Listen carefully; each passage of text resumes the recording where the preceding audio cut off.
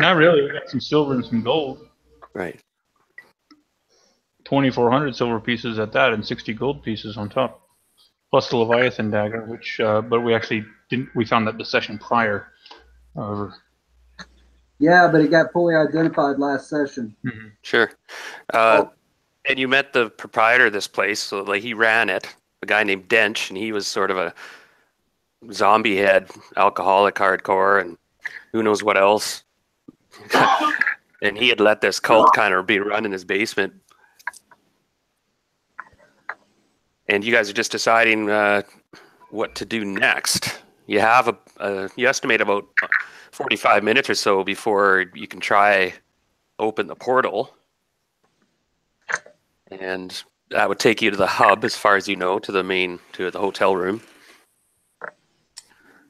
Anything you want to do before you head back? I mean, there's a whole city out there to explore, I realize, and everything, but we're going to be heading back to the hub. There's still some loose ends to tie up, so go ahead. I mean, I keep trying to figure out if whoever made these portals was a retard or a genius, because that 1 hour delay, it's either faulty magic or they did it intentionally to give them time to run the fuck away if they needed to. Perhaps. Use it, then. Well, you can tell that, what's his name? Zune, the evil priest. He was actually sort of the female was the high priestess. But anyway, you killed him, killed them both. What was I going to say? Yeah, he didn't know the password to the portal. And so he had somebody always watching it to see if it would open, because once in a while, apparently it would. And you guys know that too, because when you stayed overnight in the hotel room, a portal randomly opened, or maybe two, yeah. And so you know that they do randomly open, and that's probably the part of the mystery of all the hauntings and spookings going on. Plus, I forgot all about one other element that was in the room, and that's the spirit of what you thought was some creature, but it looked a bit like you had a bad feeling about it. It was some sort of poltergeist.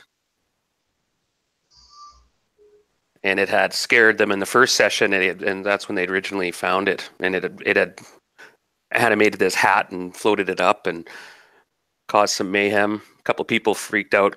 Poltergeists can't really do much besides invoke fear. Right. So anybody who want to chime in, we do have, the Helm of Underwater Action. I think Jeff's character was in possession of it at the moment. He's... Yeah, but, if we want to discuss who carries it, I'm open. I'm just holding it for now. Do I have a chance to pray for my spells? You guys good to a rest here? Actually, you've checked out the bar. I'm going to say you've spent like a bit, and it seems like most of the patrons are just what they appear. They're just patrons. It's a bit of a seedy bar, so it's not the best clientele. There is a half-orc kind of in the far corner, and he's actually performing, oddly, of all things. and that's because that's the only bard that popped up when I was searching for tokens quickly. So it's not excellent. Hey, he's singing a rather ribald tune about drunken sailors and getting tied up in a... Well, and that's what we call flavor. Yeah, and this is Port Tully as well. It is a 15 men on a dead man's chest. And of course, this bar has a bit of a sea ethos to it, theme. Now, the mysteries remaining are what happened in NBOD for sure. You haven't had good news so far. Kalen thinks he's dead. He's like, yeah, he fell in the water, and that's the last I saw of him. He was an honor, and I just got out of there as quick as I could. And that's all he would say about that, really. And then you guys headed off, but you're going back. So, and then there's one more portal that you guys can't, it won't work, or you can't figure it out. You think you know the password, though. You have 3 passwords, and it works on 2 of the portals, and you've actually narrowed down which password works on which portal. The 2 are Conundrum and Grindstaff, are the 2. And Maybell is the one that doesn't seem to work. You've only tried it once or twice? twice, and neither time did it work. Yeah, twice. Once you blur, yeah. So far, and the other two seemed consistent. They've engaged. So you're hoping the reverse is, because you noticed when you come back from the tropical island, it was pretty effective and consistent. So you're hoping when you go back down in the basement, or that hidden. Actually, it's hidden at the moment. You notice that they built that fake drum used to be a hallway. Like this used to be a pretty classy place years ago. And you can still see the effects of that. There's some high end stuff in here. Let's go ahead, Eric. I was just wanting to remind you before we got too far in. You said we were going to get experience points at the beginning of the session. Yes, there are 6,600 party points. 6,600. You get a share. Yeah. So that was between 5 of you. So 1320. Wait, no. Yeah, 1320. oh, excellent. So 1,320 XP. Really? Okay, I'm gonna have to do some. Forgive me, then. I'm gonna have to do some tabulation. I think that's gonna bring me up a level. Oh. And yeah. Anybody else? Maybe close. I know I'm close with Thief at least. I may be. I don't know. I'll have to check. Give me just a moment. And you guys, I plan on about 3 or 4 hours tonight, as usual, or whatever. If you guys are okay, good to go, it could go a little further or something, or it could be wrapped up sooner. I have to be off the computer by 11 MST. So that's 5 hours. Yeah, that's okay. 4 3/4. So we're good.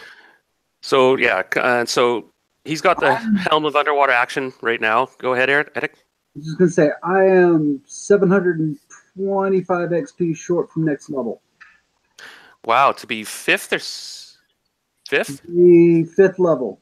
Well, okay, that's good. Okay, you guys are right where I kind of want you to be. If I go this way with this party. I'm curious on where Tyrath is. He's at like 1,500 away from each level, I think. He's way on out. So you guys have Mystic Obsession. So you guys claimed this table here, and I just noticed you're close to the shitter. But anyway, that's how we roll. Hey, that's perfect spot. The dwarf mentions. The wench comes over and the buxom wench, and you guys are having some drinks and relaxing, and somebody took some wounds last time. I took a couple of hits. Yeah, so you guys may want to do a long rest, and you guys do have some healing potions and stuff, I think.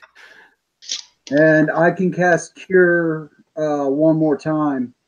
So yeah, so you may want. I can cast it one more time too. Yeah, That's got why one. I was asking if you had time to pray.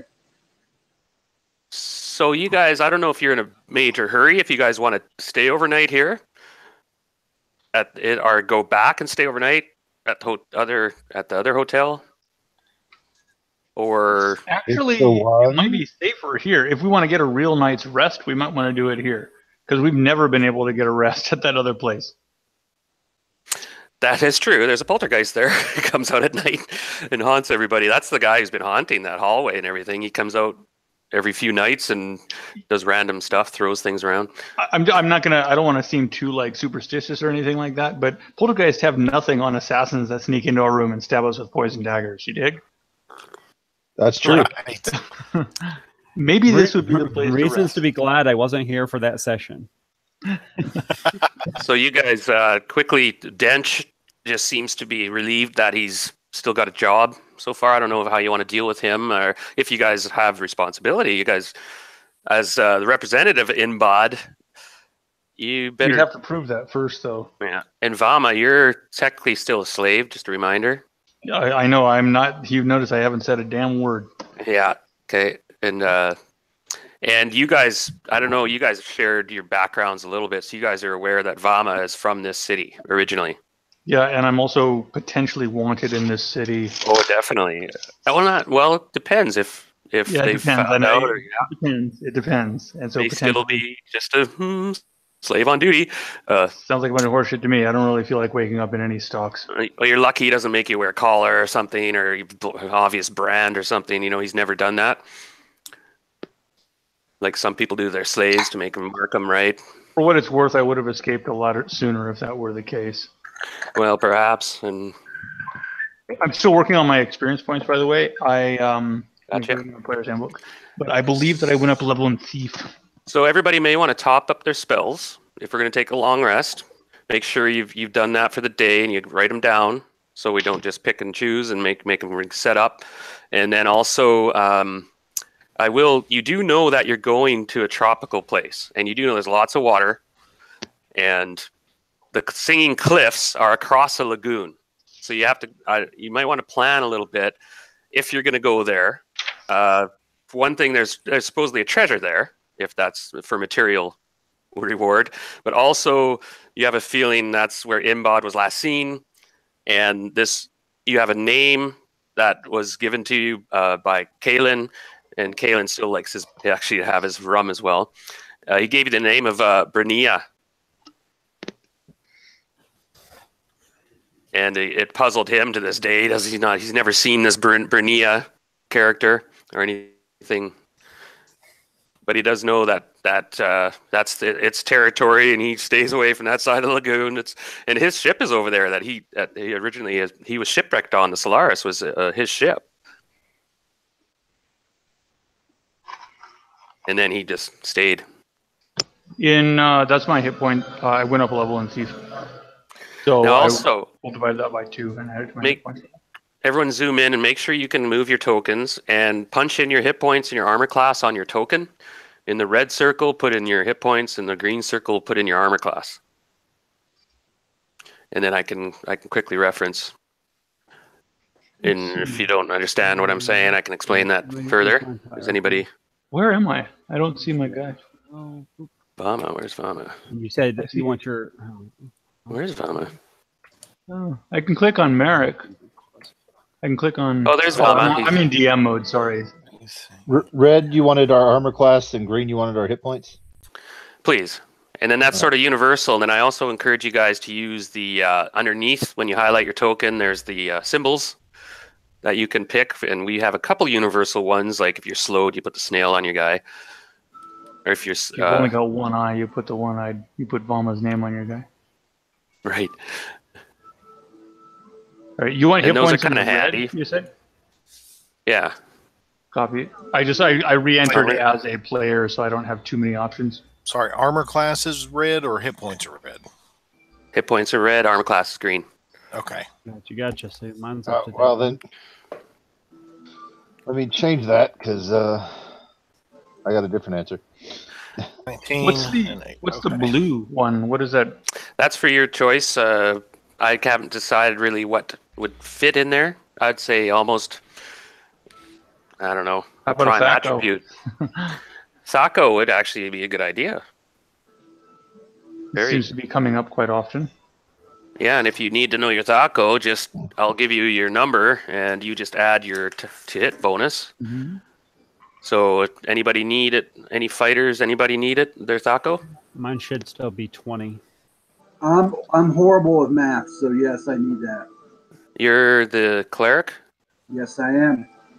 I should be at 17 if I'm You're a level fighter, right? 4, so your Thaco's 18 base, and then add your attack bonus to that. I don't have anything. I just have a damage adjustment. Okay, so you're 18, Thaco. You want to see if mine went up? I don't think it did. I'm a level 4 thief now, though, so I would attack as a 4th No, level. you're still 1 to 4 is the same, but you're still on 20. I have Thaco of 19. I have a Thaco of 19. Yay. Because my bonus to hit. I think my Thaco goes down next level, if I'm not mistaken, as a fighter. Yeah, fighters. Fighter. Your Thaco's 18. That's base. Mine should be 17, right? Okay, so yeah, so if you Because I'm a 4th level fighter. No, your base is 18 if you're 4th level fighter. Okay. Your base. Now, Yeah. remember, you got to add your weapon specialty if you're a fighter, if you have that. I'm not sure if you're aware of that. Any fighter class can you take 2 proficiencies and master a weapon. Yep, I've already done that, so I'm going to leave it as the 17 that I've got it at. All right. Yeah. Yeah, and then, of course, strength bonus, magical bonus and stuff. That's why magic items are so handy in 1st edition. Speaking of magic items, do you guys Vama has the dagger. Still hidden. It's inside of my haversack. Yeah, but I was gonna tell you what it was basically. Oh, we've already got that figured out. Right to the point that you know what the pearl is. Oh, I don't know what the pearl is, but it's a Leviathan dagger +2/+4 versus sea creatures, and then in parentheses other probable powers. Yes, that's where that pearl in that there's a whale. That's the pommel, and its tail curls around the end where it's the tail's holding a pearl. Or did I got that backwards? Hold on a minute. In the handle of ivory is carved in the likeness of a sounding whale. The steel tail fluke serves as a crosspiece. Oh, so the tail's the crosspiece, while the male's mouth, which goes normally underneath, holds the pommel, a large pearl. The pearl's magical, and it's tied with the dagger. And if you can find what this magic item does, I'll give you $1 because I could not find it. And so I'm going to have a backup plan, but it's called the Pearl of the Sirens. Now, in 5e, that's a powerful item. It gives you free movement underwater. You can breathe underwater. I've never heard of the Pearl of the Sirens. Neither had I, but it says here it's in the DM guide on page 176. I looked it up, and I went through the freaking lists about 10 times. I looked in the Arcana. I had to finally Google it, and it's 5e. I think there might be 4.0 has it as well. It's like a bunch of horse shit to me. No, actually, I have heard of the Pearl of the Sirens before, but not from a Dungeon Master's Guide. It's in a module somewhere. But I will. There's apparently more than one version of the DM's Guide. Correct me if I'm wrong these days. And they actually call it the Dungeon Master's Guide. Because on page 1... DMG 176, and it has some vague references. There's some tables on there, right? Random tables and shit. Hey, on page 176, we have... Yeah, literally random monster encounters, magic items for character encounters. Yeah, that's what I found. So I was thinking, I know 5e, it does free movement. It's like a ring of free action and a helm of water breathing, right? So it was the Pearl of what? Pearl of the Sirens? Pearl of the Sirens.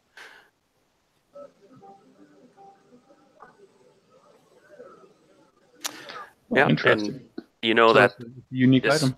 It makes Toki very nervous, this item.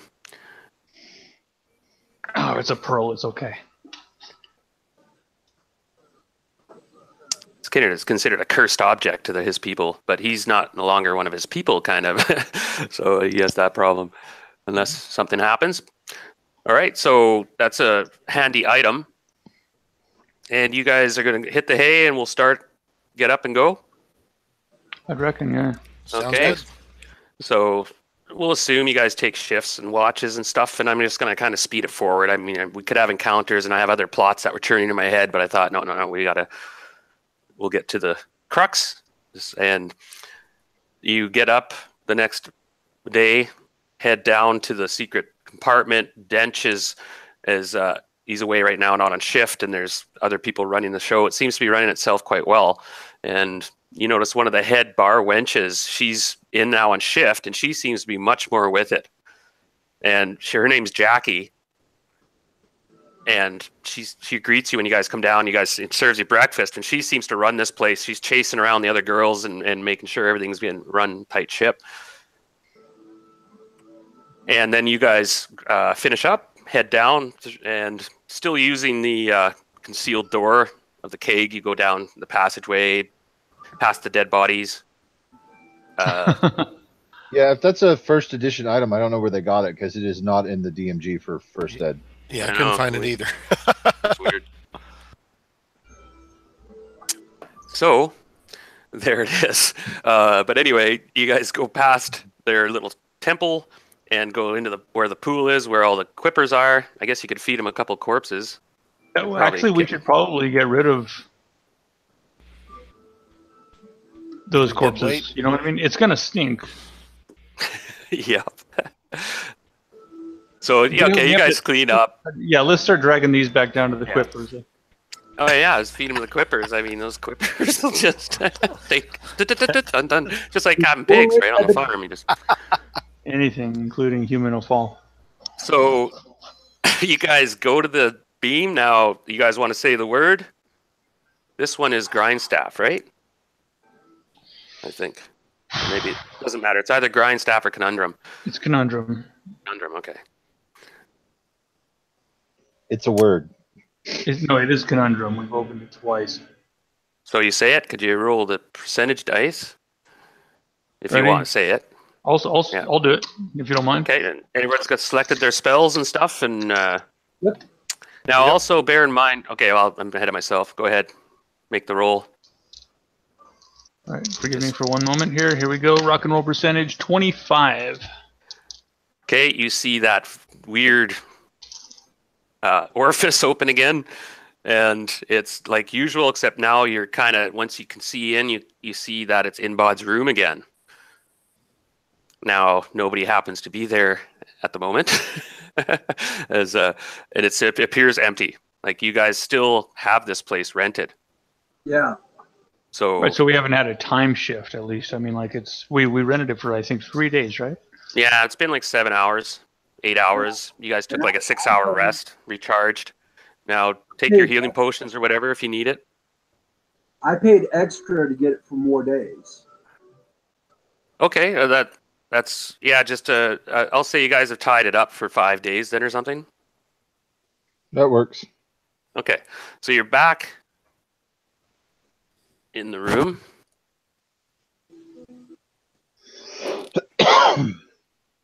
And you step out of the wardrobe. And that one's not there right now. We should probably start locking this wardrobe. What do you guys think, man? Put a I chair. kind of agree. Yeah, it's not a bad idea. And of course, about 5 rounds later, the door closes.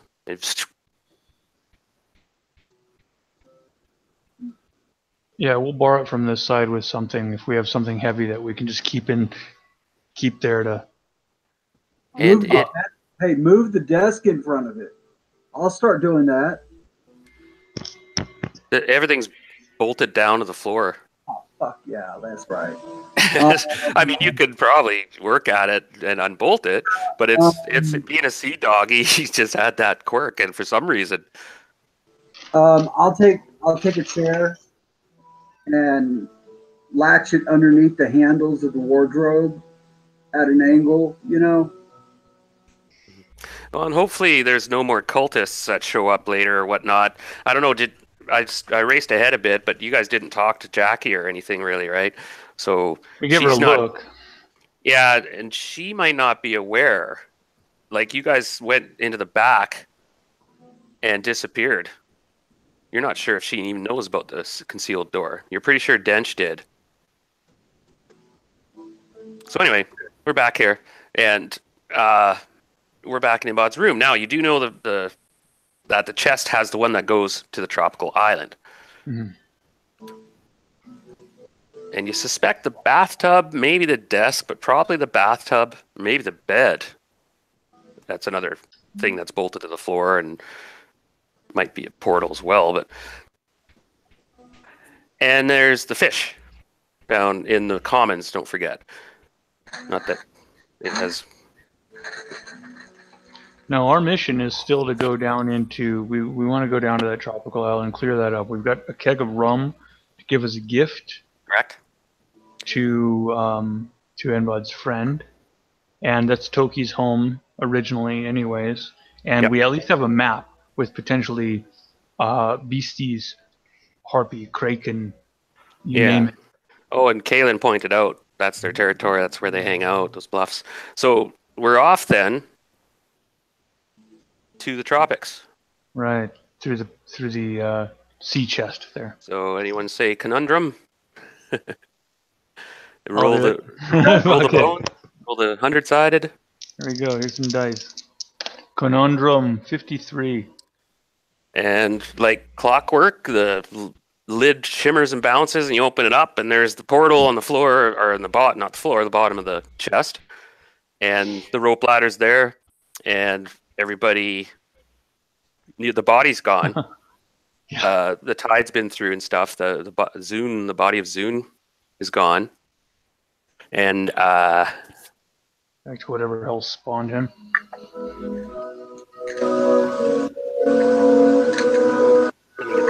volume down a bit.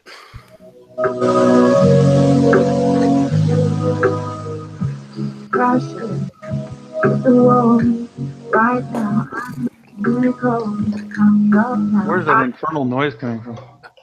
Oh, somebody's got the speakers on.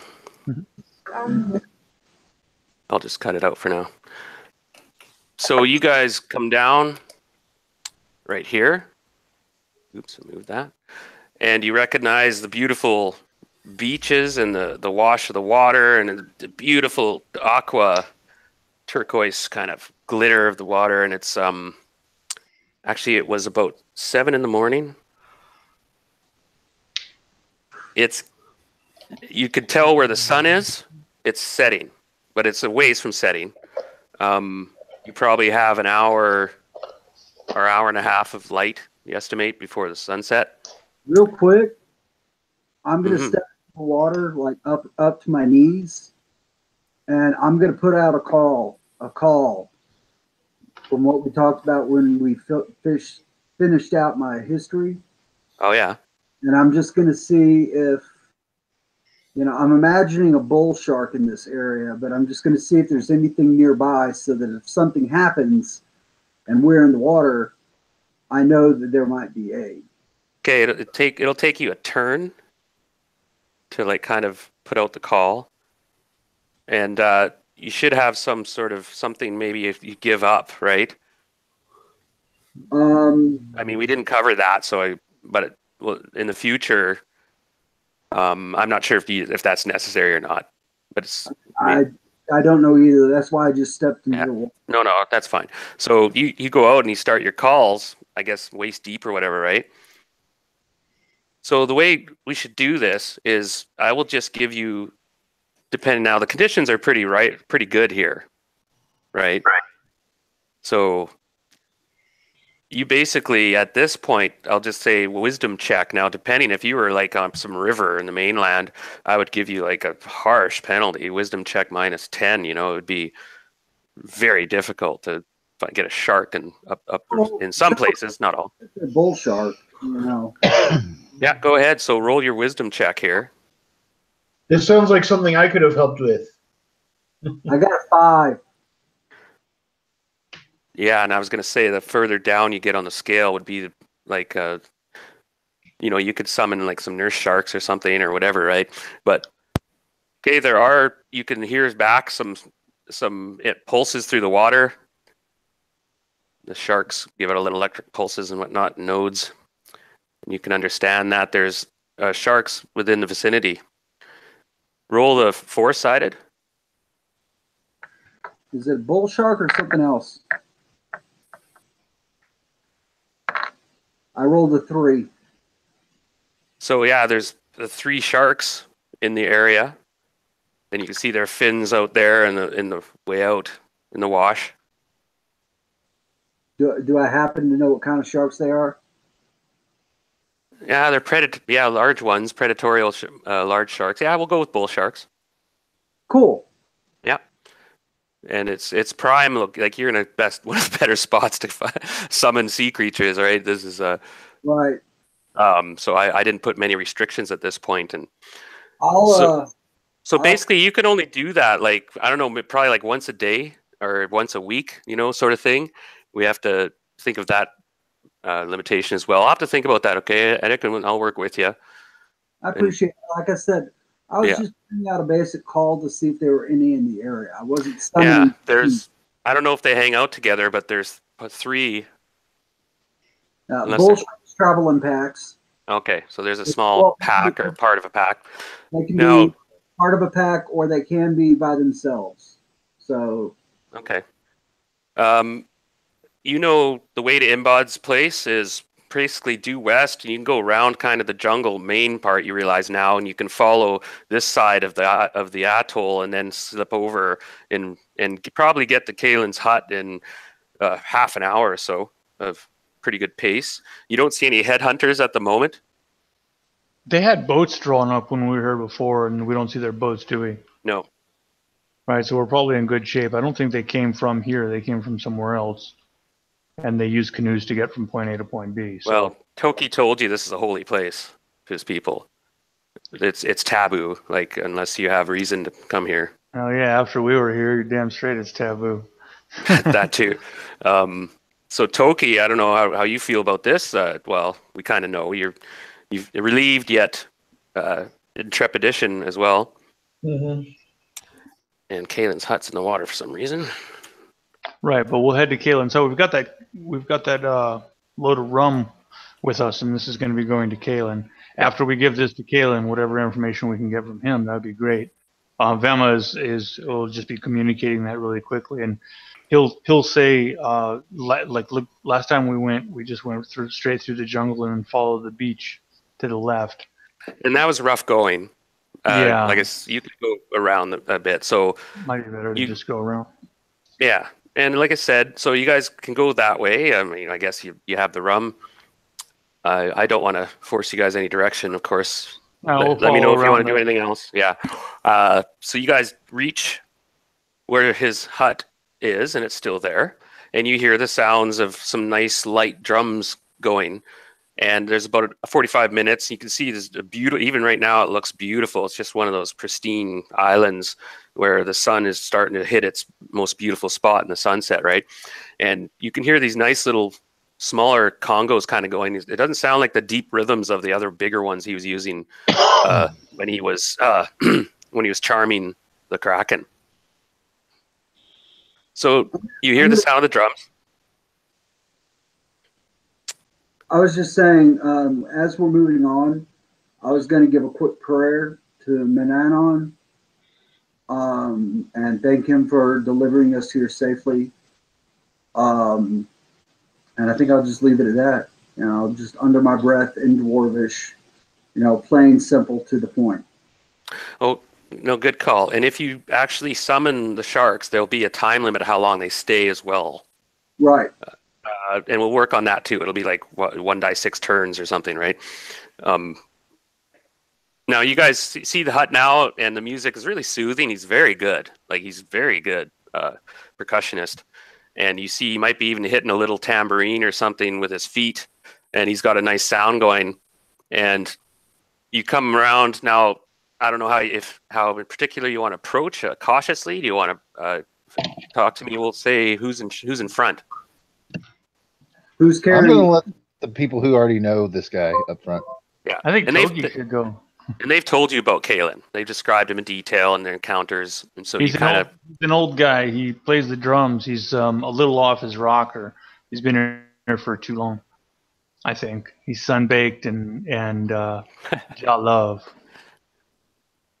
I think he's a bard. So who's carrying the rum? A couple of us, I'd reckon, are probably sharing that load, right? It's a decent cask. It's probably like a gallon and a half. Like it's a nice little keg. Who's the two strongest? They can have it as a rope roped between them, and they're gonna. Well, you could have it settled on your pack. I mean, yeah. Somebody can. No drama. Yeah. Well, if you had. It weighs probably about 18 pounds. That's nothing for me. So Okay. I'll carry it. Tempted to drink it though. Take a sip because it's got the brand of the Grey Monks, and they're known to brew some of the best rum in this area. It's offered to me. Now, how do you guys approach? Just simply walk up. I think Toki in the front, though, like prominently or proudly. Oh, Toki's not here at the moment. Still here. Yes, okay. Okay, so Toki, I don't know, you're a bit nervous, but you're also a proud man, and you've kind of made a bit of a friendship bond with some of this party. Some others. So I apologize for backtracking here a little bit, but I'm down by 11 hit points. We took a full rest. And we healed. We took potions. Well, you only get, I say, a hit point an hour if you're resting, and then so you have to do a heal spell. He had a Cure Light Wound spell he still could burn. You guys have some healing potions. You guys rested for 7 hours, let's say, so you get 7 hit points back. Then I'm only down by 4. That's not so bad. Nice. Oh, yeah. My spell healed you by 4. Okay, you're topped up then. So 28. 28. So everybody hears this soothing drum kit. That So- sounds like Toki is right now approaching the whoever is beating on these drums. Roger. Do I No recognize problem.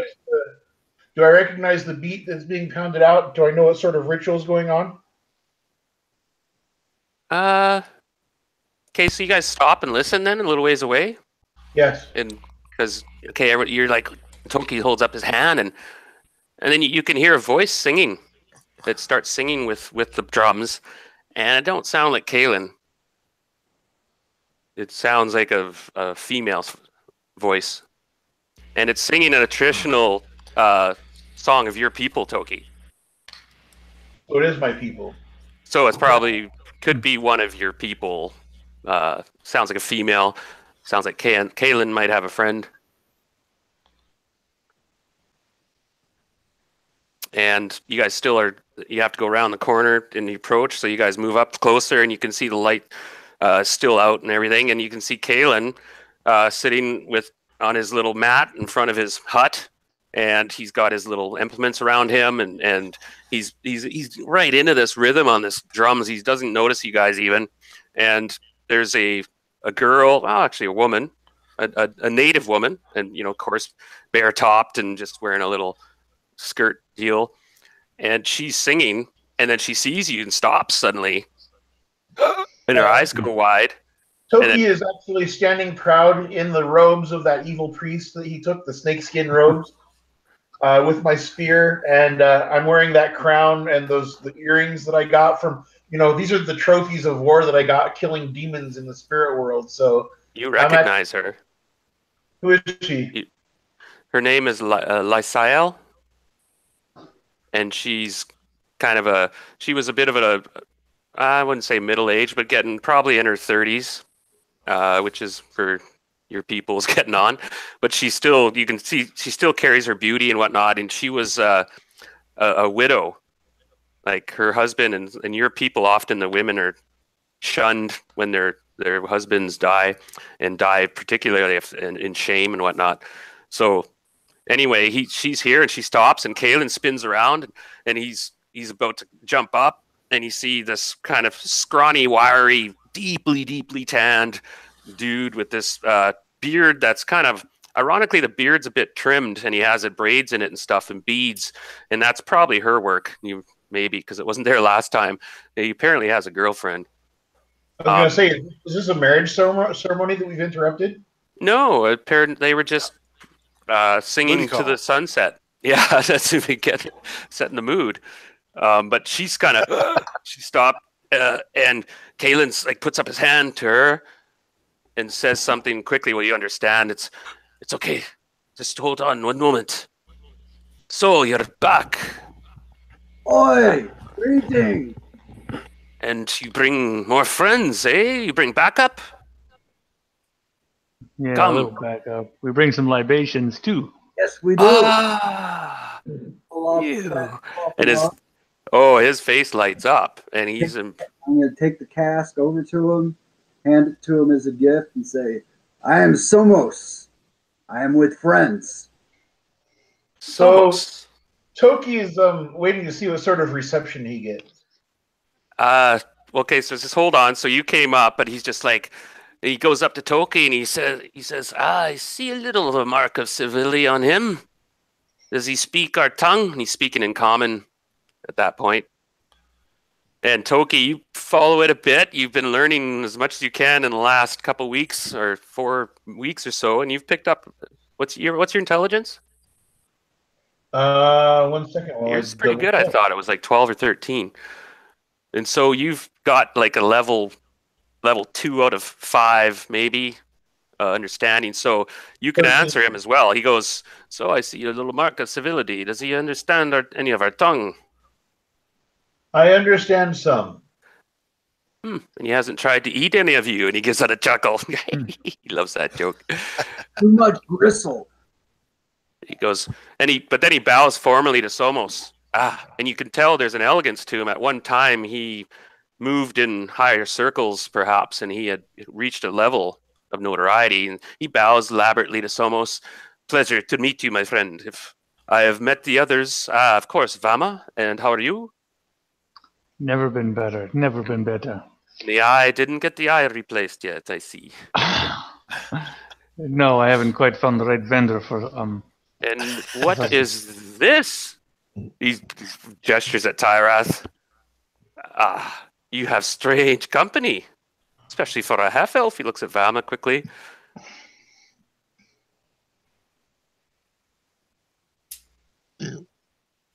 So we'll move along, and then Jeffrey, what's your character's name? Arthur Right, with 2 U's or with 2 U's. yeah. And you were a human I am a human. fighter? Yep. Right. And he bows to, I don't know, you guys introduce him? Introduce me to your new friends. But come sit down. I'm being rude. Come sit. And he gestures to Somos. Could you have the honor of tapping the keg? I shall get us some cups. And he goes zipping into the... All right, so you can tell it has a little cork, and then it's actually... You probably have your own sty with you or whatever. Probably. He zips into the... he zips into the hut, and he comes out juggling a bunch of cups, and they're basically cut up shells of coconuts and stuff, right? That he's done a nice job carving up and whatnot. And he's like, please. He's just handing one to each one of you guys. And he goes, so, Grey Monk. Oh, you truly are after my heart. We thought we would like this one. But here we are. We have Griffin. We have... did he meet Tyrath? Tyrath wasn't with us last time, was he? No, he was off dealing with the Duergar. Griffin. Hey, Tyrath. gentlemen, real Sure. fast. I'm actually going to bail on you guys. I hate to do that, but I'm like fucking half asleep in the chair, and I feel like I'm dying. So That would be a pretty good reason. Okay. Go get some Quite rest. literally, I'm Drink gonna lots go of back to water. the chair, lay down, drink some fucking hot drink or something, and see if I can feel a little better. Yeah. So I'm Tyrath, gonna have to call my doctor in the morning. Yay! Alright. yeah, drink lots of liquids. I will. I'll catch you guys later. We'll be here. Okay. All right. Have a good one, man. Yeah, I figured he was been pretty quiet. That's too bad. So you tap the assume cake. that Tyrath isn't there. So then we've He's got not here. Daniel and Artur. And so everybody has been introduced as we sit down again. And Toki. New Toki. And you've got your rum now. My rum. And he's savoring it, he's smelling it, he's sloshing it around. And he goes, to paradise, eh, you all? And he cheers you all. And he takes a quaff. And it's very good rum. Some of the best. Vema's going to refrain from drinking any of it yet. He has the bowl that he was given though, and he'll raise it up, and a cheers. But he's going to refrain. He may put it to his lips, but he's not going to drink it. Not yet. So you guys do a bit of chit chat. He kind of asks some questions about he kind of is a bit curious about what's it like back. He hasn't been back in the real world. He claims for something like 9 years or something. He can't remember anymore. He's been here that long, and he introduces you to his. He calls his little flower, Lysail. This is Lysail, my flower. She brings me happiness.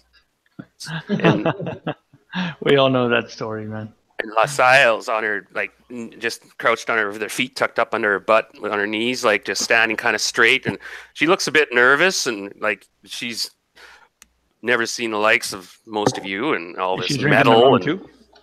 no, she doesn't touch it, and he doesn't offer to her. He's like, but Buy he's rum. drinking it, and you guys, about a half hour goes by, and he's another round, and you guys are having. Anybody else want to have more drinks? Or anyone not drinking? Vami, you're not drinking. No. Toki's not drinking. I'm drinking. Okay, and it's good rum. Oh yeah, and he obviously has more, and he's like, "Oh no, you sir." And Toki, I thought they said they were civilizing you. You don't want drinks? You guys have to work harder on this. And he pours everyone more doses of rum, whoever takes it, and he takes a generous portion himself. He cheers you, and he's He's feeling good. You can see a rose in his cheek now, and the sun is now getting its beautiful spot. And he just pauses for a minute, and he's, everybody, it's good to be alive. And he's looking at the sunset. But I have a feeling you're not here to just see the sunsets. Have you found out more about our friend Imbod? Shakes head in the negative. At this point, Vama is looking outside and like not paying attention to the revelry, but just looking outside at that sunset, which presumably is somewhere near the wreck of the Solaris at this point, and Right. looking out towards the outside of the atoll there, Oh, and nodding in the negative.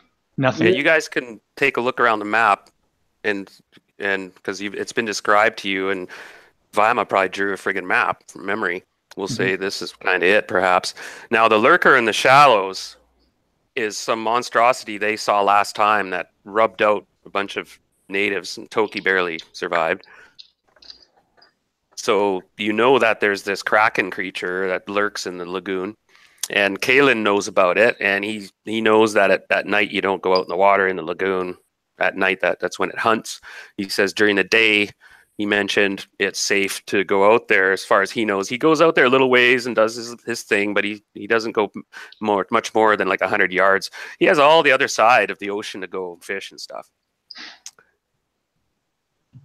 did you get that? Right.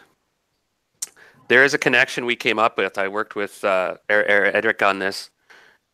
Somos went through this process where Sharkan had taken him as a slave. He had ran into his ship and killed everybody and took them all slavery. But Sharkan did years ago. And Somos was his slave on his ship for years, right? Mm-hmm. Yeah, and then he was thrown overboard and left for dead. Like Sharkan finally got bored and threw him overboard, and that's when the god Manamam sent a shark to save him. Manana McLear sent you a shark, huh? Yeah, and it basically helped. It saved his life, and he became an acolyte to that god. And so he knows Sharkan. But wait, he was on Sharkon's boat, not one of NBOD's. no, I ended up on Inbod's ship. And he knew Imbod. Did we ever meet? No, he was like a junior officer on one of the merchant ships, and that's where he learned the trade of sailing. Actually, go ahead. I'll let you speak for yourself, Soma. Sorry. That was pretty much it. I was gonna say, if we've ever met, then my disposition might change slightly. The only thing is, you might have seen me because I was on a different ship of Inbod's, not yours. But the shark rescued me and made sure that I got to that boat. And I served on Inbod's ship for a couple of years, probably like 5-6 years. Became a junior officer, learned everything about there is to do with ships, sailing, and waters and everything. And it was during that time that I became a cleric of Mananot. And he met later on when he went. He earned his freedom, right? Finally, Imbod gave him waived him papers, and just because we had to figure out how to do this, and then he met up with Arthur. Yeah. And then the rest is. Then he came searching for Imbod as well. Maybe, I don't know. Whatever. So when was the last time someone saw Imbod? Months ago. Yeah, probably like 6 months ago. All right. So yeah. Okay. Just getting the timeline in there. Yeah, and I've had to fudge a couple things to make things work, and I'm trying not to be too much on the nose, but I like having a connection, and you know, some players starting later and stuff. So bear with me if it's too jarring or obvious. Give me a heads up. That's right. If we never met, we never met. I mean, that's the bottom line. Vamo wasn't. He's been on the ships. He's been on ship voyages before, but he didn't spend most of his time on the ship. He spent most of his time at his offices and his. And you his, you could have totally recognized him. Like he would have just been another of the crew, though, if you follow. So you guys never, you never became friends and stuff. You just knew each other. The same anyways. Yeah, plus, they're pretty rare on the ships, but you may have talked to him. You may have briefly, but it was all professional and stuff. Okay. Mm-hmm. So you're talking with Kaylin some more, and Arthur, you know, his past is a bit mysterious. He's a bit tight-lipped, right, Arthur, about your past. But you can tell, you can tell he's been trained, and he has a bit of a hot tour status bearing to him. And he comes from the not far north, but the northeast region. He did hint at that, we'll say, and he had interests on the Duchy of Ulrich in that area, the Pomarge, that zone. So Kaylin's really interested about all this. He's asking you these questions, and you're telling him about, like Somos, you're telling him about your past and what you went through, and he's getting a little slurry a bit, and he's having a great time. He tells the girl to play a flute, and she starts playing this flute. I've been teaching her instruments. I'll bet you have. Not the skin.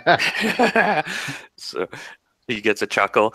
Yeah, she's my flower. And he's prodding you with questions. Arthur, you told him a bit, I come from the north, and he goes, is that so? I plied the trade of a pirate for many years on the Pomarge coast. It was a good times. That was before it was all controlled by the slave lords and their kind. The Iron Ring. I remember those days. Heady days. Gives a sharp look over there when you say that you remember those days. And then looks away. Not sharp look like hostile, but more like memory that is perhaps best not jarred. But he blurts out to Vamas. He turns to you kind of out of nowhere and just kind of says, I knew your mother. Yeah, I'll bet you did. Mhm. Oh, she was a fair maiden. Don't get me wrong. An elf. That's correct. What do you know of her? Where is she? Is she still alive? He never told you, did he? And then all of a sudden he just kind of, he never told you. You still don't know. It's clearer now. He's very clever, NBOD. Very, very clever. Oh my. He takes another swig and looks away chuckling. Vama will drain his bowl in one. Now. And he's having fun, and the keg's about half empty now, and you guys those of you who've been drinking can feel it. I mean, it's good rum, and it's and the flute's going, and it's like strong rum. First couple swigs are like and it's a good spicy rum, famous. I can feel it. I'm enjoying it, but there's no way I can feel it. Well, your constitution and such too, right? You can definitely. I have a +5 versus poison. He's also an alky dwarf, so. Oh yeah, but I mean, alcohol's alcohol. It's still he feels it a little, in a good way. It's not like but you're totally in control and feeling good. But he's this scrawny guy. He's feeling it pretty good. And once in a while, he gets up and dats a little jig and almost flies into the jungle. And then he comes back down and he picks up his drums and interrupts a conversation and does a riff and the flute's with it. And it's actually pretty good. You guys are entertained and you guys you find yourself actually having a pretty good time. And he seems pretty secure and safe. And then he sits down again. You guys start talking. And he adds some more drinks out. So, what's your plan? What's our plan? Why are you here? We came to give you the rum. Oh. You seek answers too, don't you not? That's right. Now you're remembering. He's a clever man, NBOD. Yeah, there was something about some treasure. Maybe something about the wreck of the Solaris. Maybe something about the caves at the Singing Cliffs. Do you remember this now? You said you'd remember much more when we brought the rum back. It wasn't that long. Make your charisma check. Oh, God. Why? Okay, yeah, my charisma is 12. It's not too bad. The highest charisma character I've ever had. Here we go. D20. Checking against a 12, and I rolled a 16. Not quite epic, but a failure. And he just shrugs kind of, and he goes, there's treasure there. There's, I know NBOD said there's treasure there. We were going to get it. That's correct, we were. Never did make it, though. And as to the Solaris, he kind of looks off. I don't know. I often wonder. Vema stands up with a certain indignant stance. He mutters something as he goes back out onto the beach, and he mutters something about how we were promised a lot more information than this for bringing a keg of rum back down to him, and stands out on the beach and looks over the western horizon. Shit.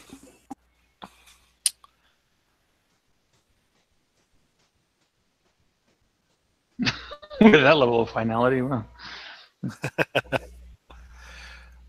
Yeah. Oh well, while he's on the phone, yeah. When we were down here before, and when we first encountered Toki, and Toki ended up coming with us, this guy gave us more information. He was more forthcoming about information about this treasure when we were down here before, and he said he would tell us more if we brought him this rum. Now we've hauled this thing right back to him, and now he's just gotten shit-faced, and he's completely forgotten about it. All he's playing coy. Griffin was with the group the last time. I just had to leave before the end of the session. Oh, okay, right. So Griffin was there too. You know that he owes us information. He owes us. We don't have to pry him for it. Griffin's charisma is 17. You want to try to hustle him out of it?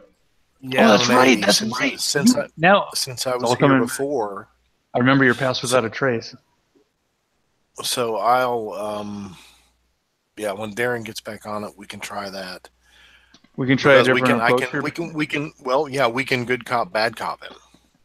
You know he owes us. Right. But he's not. For some reason, he's playing dumb or he's playing coy right now. And I think we let him drink too much too quick. Surprise, surprise. So you went off a little bit, and the party goes on for a little while there, and there's music, and she's a good flute player and a good hostess. And then Vama, you're kind of off to the side, a bit disappointed. And I've stood up and gone outside of the hut, and I'm just like looking at the setting sun or the last vestiges of a dying light over the western horizon. I'm content with just looking over the waters right now. You hear the soft footfalls as Kalen comes up, and the rest are kind of still by the hut.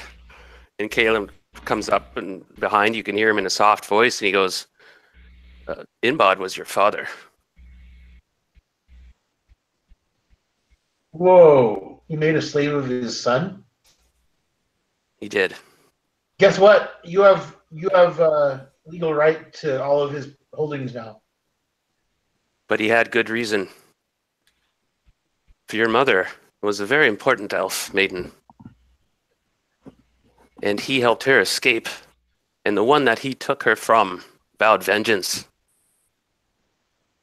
And it was the only way to hide you, I think.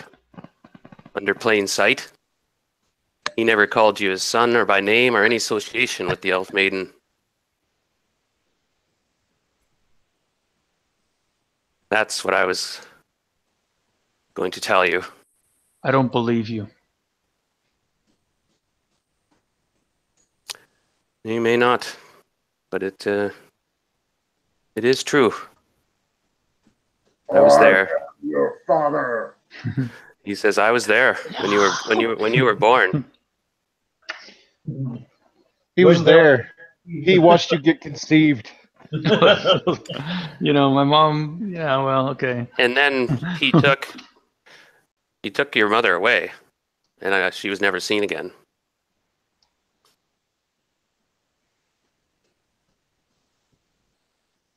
I will believe it if I hear it from NBOD'S lips. Until then, you know why we're here. We want to find out what happened to him. And we want to get that treasure that he was trying to recover. I don't believe you. Come back. We'll talk.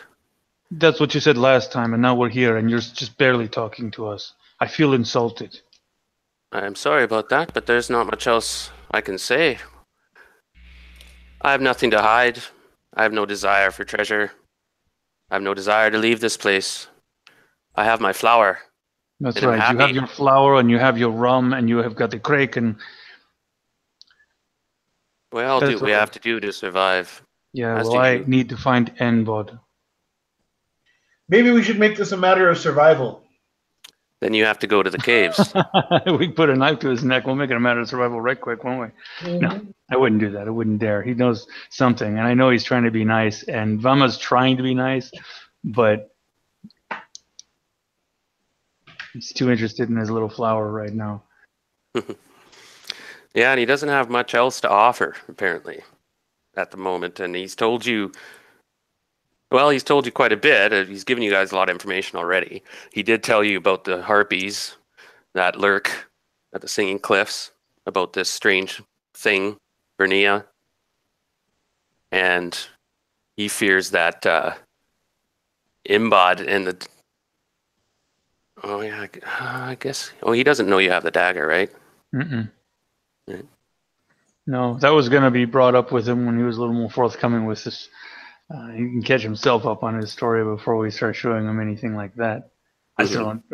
Maybe I trust him a little bit more. Trust him to be evasive. Mm. Well, you're a cautious guy.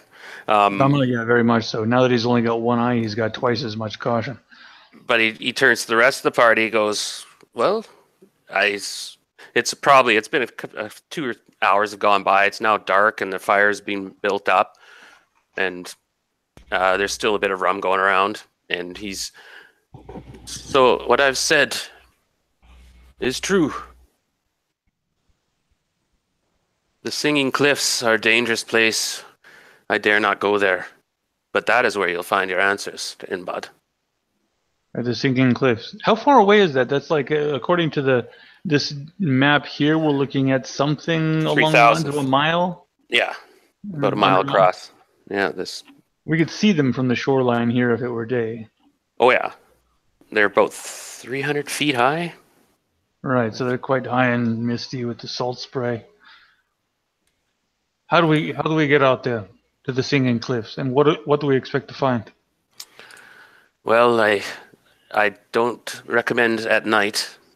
The Kraken lurks, but going straight across the lagoon has dangers for being caught in the open on water. Might prove difficult. Going along the edge of the southwest or the northeast around the atoll, at least you could have land close by to seek refuge or succor. You have boats? I do. I have outriggers. They can each have 3 or 4 people in each room, in each one.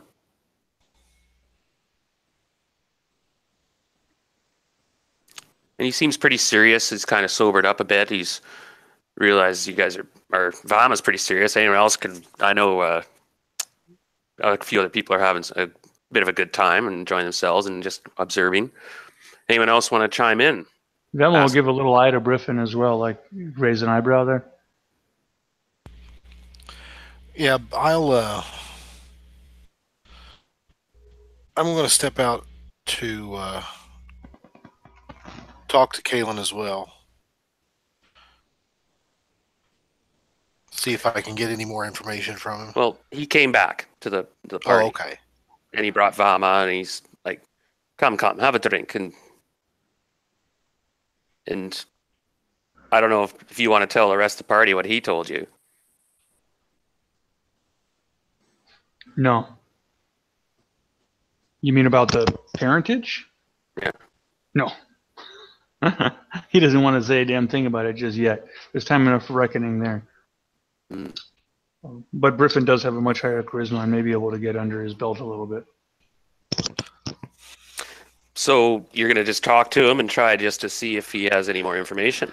Basically, yeah. See if we can get any more information. See if I can get any more information out of him than that we were expecting for bringing back his rum and spending such a wonderfully entertaining evening with him. Now we know. Basically, hey, well, Vama, sorry about your dad. We were expecting a little more than that. And your whole fucking life, yeah. Yeah, right. Yeah, he doesn't. Sorry, guys. There's not much else. I've pretty Okay. Gotcha. Oh no! Don't apologize as a dungeon master. It's just that this guy is all over the place. He is a bit scatterbrained, but he's been consistent as well, sort of. in some He ways. has been. He's been a consistent scatterbrain. No, he's got his. He's made in the shade right now. Because this is out of character here. He's made in the shade. He's got everything he wants. He's got everything he needs. Apparently, he doesn't need that treasure, although he does need his rum and he does need his flour. It helps. Yeah, it helps ease the time. You know. You need somebody to massage his bursitis, as it were. He's got some people to drum with. He probably gets the tribesmen to come in and visit him every once in a while too. But here's our thing: we need to get out to the Singing Cliffs. He'd be able to tell us anything that we need to know about it. Hopefully. He goes. Last we were there, he does know that the only way there is a cave at the base of the cliffs, and they saw it last time. They didn't go into it, but that's where NBOD said his treasure was. He pointed to it and he says, "There it is," and they were probably 100 feet away or so when they were attacked.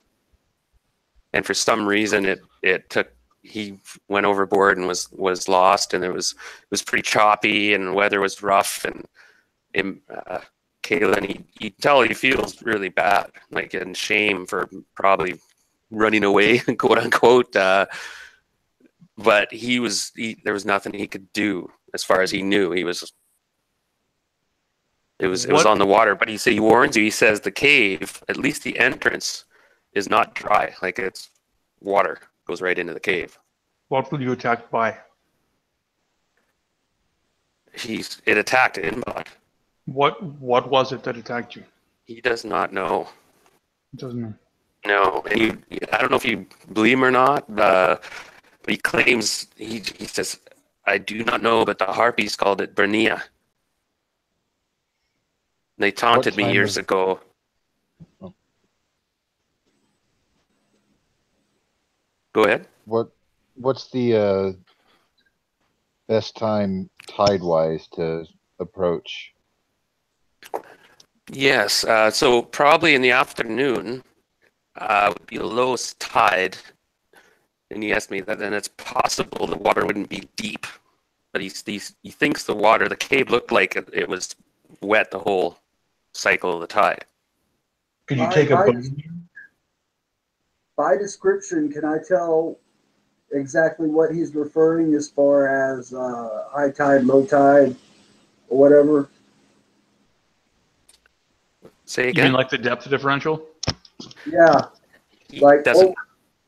That varies depending on what part of the world you're on. Description, can I figure out exactly low tide, high tide, and get an approximation on what time it would be best for us to approach it? Ian, I'm so jealous. Yeah, as I said, it would probably be about just slightly afternoon, like 2 in the afternoon. So that would give you enough time to paddle or make your way over to the Singing Cliffs during daylight. Lots of time. You only have to go. Now, if you follow his advice and stay to the atoll, like a little island hopping, right? Still paddling though, but staying close to shore in case you have to be able to land or something. And also just be warned, and I'll just put this out there, that if you have heavy armor, I would be very, very careful. If you fall in the water, You sink like a Drown. stone, yeah. yeah. Right. Judging by that one bit on the map where it says 10 fathoms, I'm going to assume that's depth. That's like 40 feet. Yep. Or even more than that, depending on how we're measuring the fathoms these days. Yeah. But yeah, that's pretty deep right there. But why would they mark that? On the map? Well, he As a showed you that particular depth. when he drew the map on the stand last time.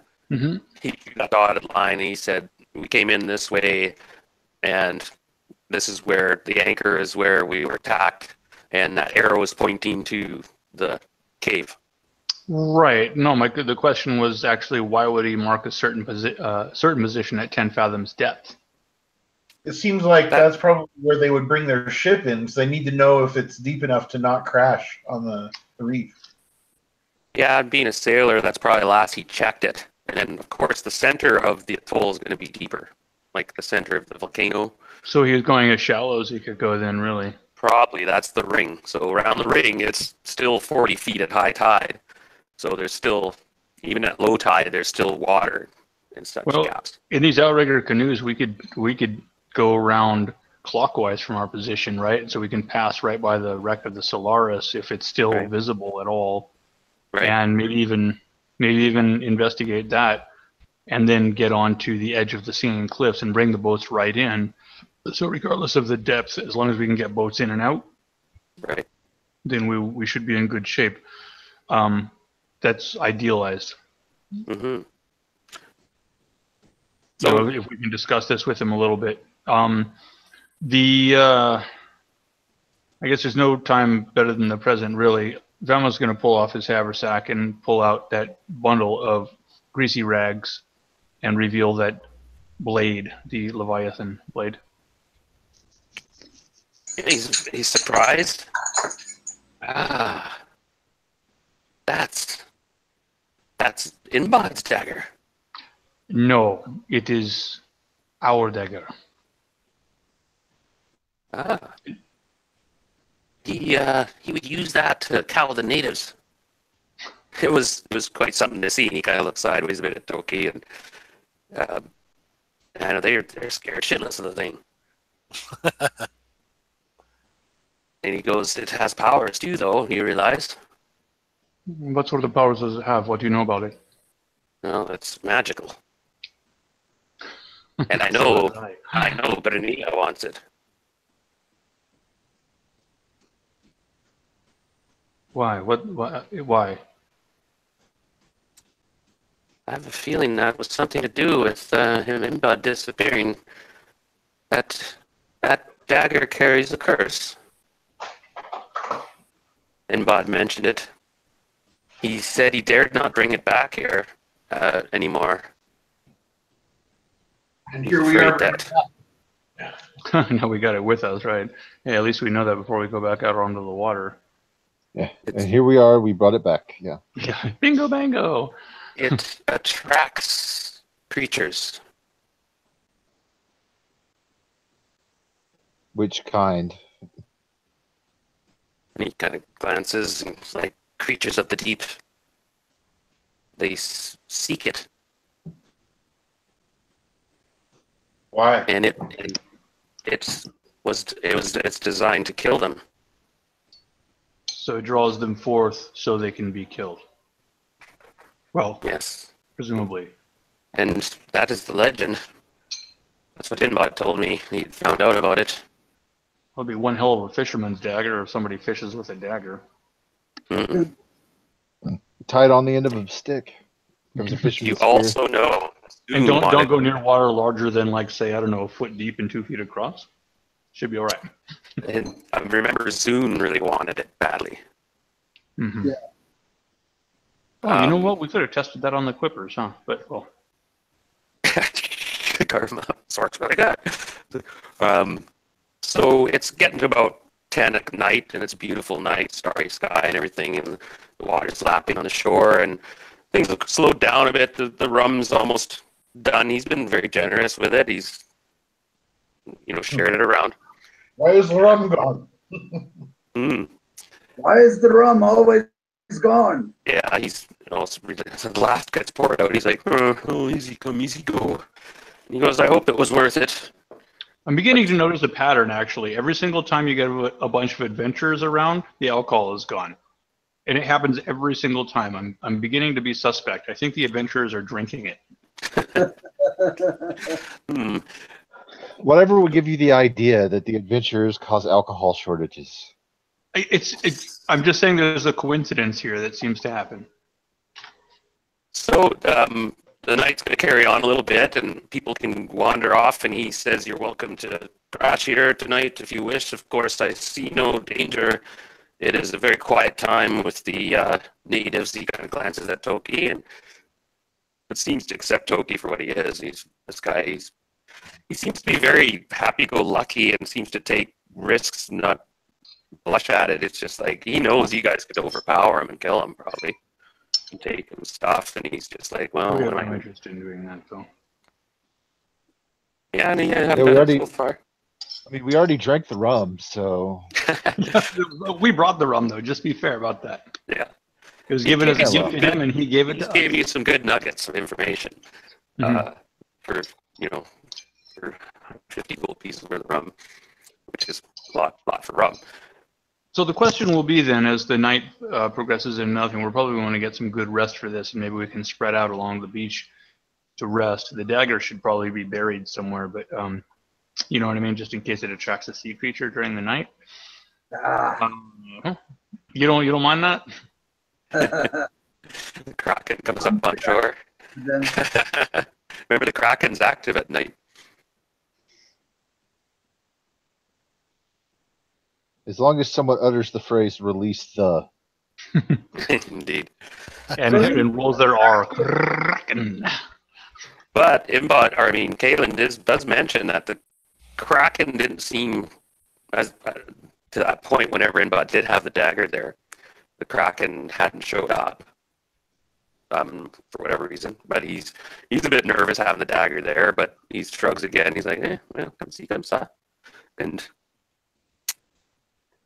you guys, one by one, you nod off and whatnot, so you get another rest if you want, unless you want. Well, we want to arrange the boats though before we go Right. to bed. I think that'd be better to do that. Oh yeah, Let's get that lined out. Okay, he's under moonlight and stars. He stumbles into this kind of shrubs and stuff where he's kind of stashed away. There's a couple downriggers there that are quite functional with paddles, and sure enough, you can hold 3 or 4 people in each one. We probably just need one that we can stack up, right? You know, with the. Oh, that'd be just too many of you. All right. Well, Fully armored and everything. yeah, let's do it before he starts sobering up. Yeah, they're designed for like 3, but 4 would be pretty almost even crowded. But they're probably about 20 feet long. Maybe The dagger itself. Sorry, Somos is a cleric, right? yes, he is. Shit. Otherwise, Well, I mean, sorry, I didn't mean that, but like, Toki, Yeah. I tossed the dagger bundle to him. hot potato. Catch. Toki. Yeah, Toki is like, he doesn't know what to think of the thing, but he's also not going to show cowardice, so he's going to catch it. What do you want me to do with this? I'd like you to make a wisdom check. Oh shit, he's a barbarian. He's not supposed to be fucking with magical items. Uh-huh. Hold on a second. D20 for the wisdom? Yeah. Toss it back if you want. Natural fucking 20. Oh my god. This guy. Oh, I that's know. a bad thing. Oh, that's a wrong bad way. one for a That's check. Unfortunate. That's unfortunately the wrong way. I know this. You might just drop it like it's a hot coal. That's 2 dice rolls in a row for me. That never happens. Yeah, you drop the thing like it's red hot. And I'll look pick it up. terrified, absolutely terrified. All right, Artur, pick it up.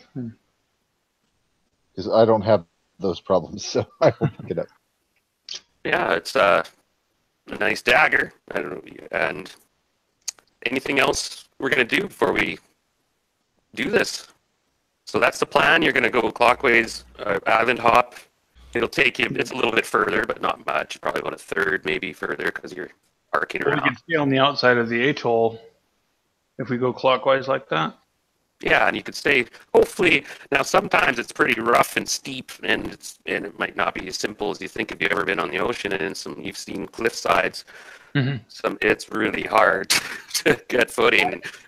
definitely when I go to bed, I've got my boots off, bedroll underneath me. My feet are actually in the water, and I'll give a prayer to Menanon about safe seas as we travel the next day. Get the blessing. So everyone does their little rituals or not, or just roll over and burp and sleep. Just And, think, I just fall asleep inland a little bit, like where the trees are, the tree line is. Probably sitting up against and chewing on the new knowledge and information that I have.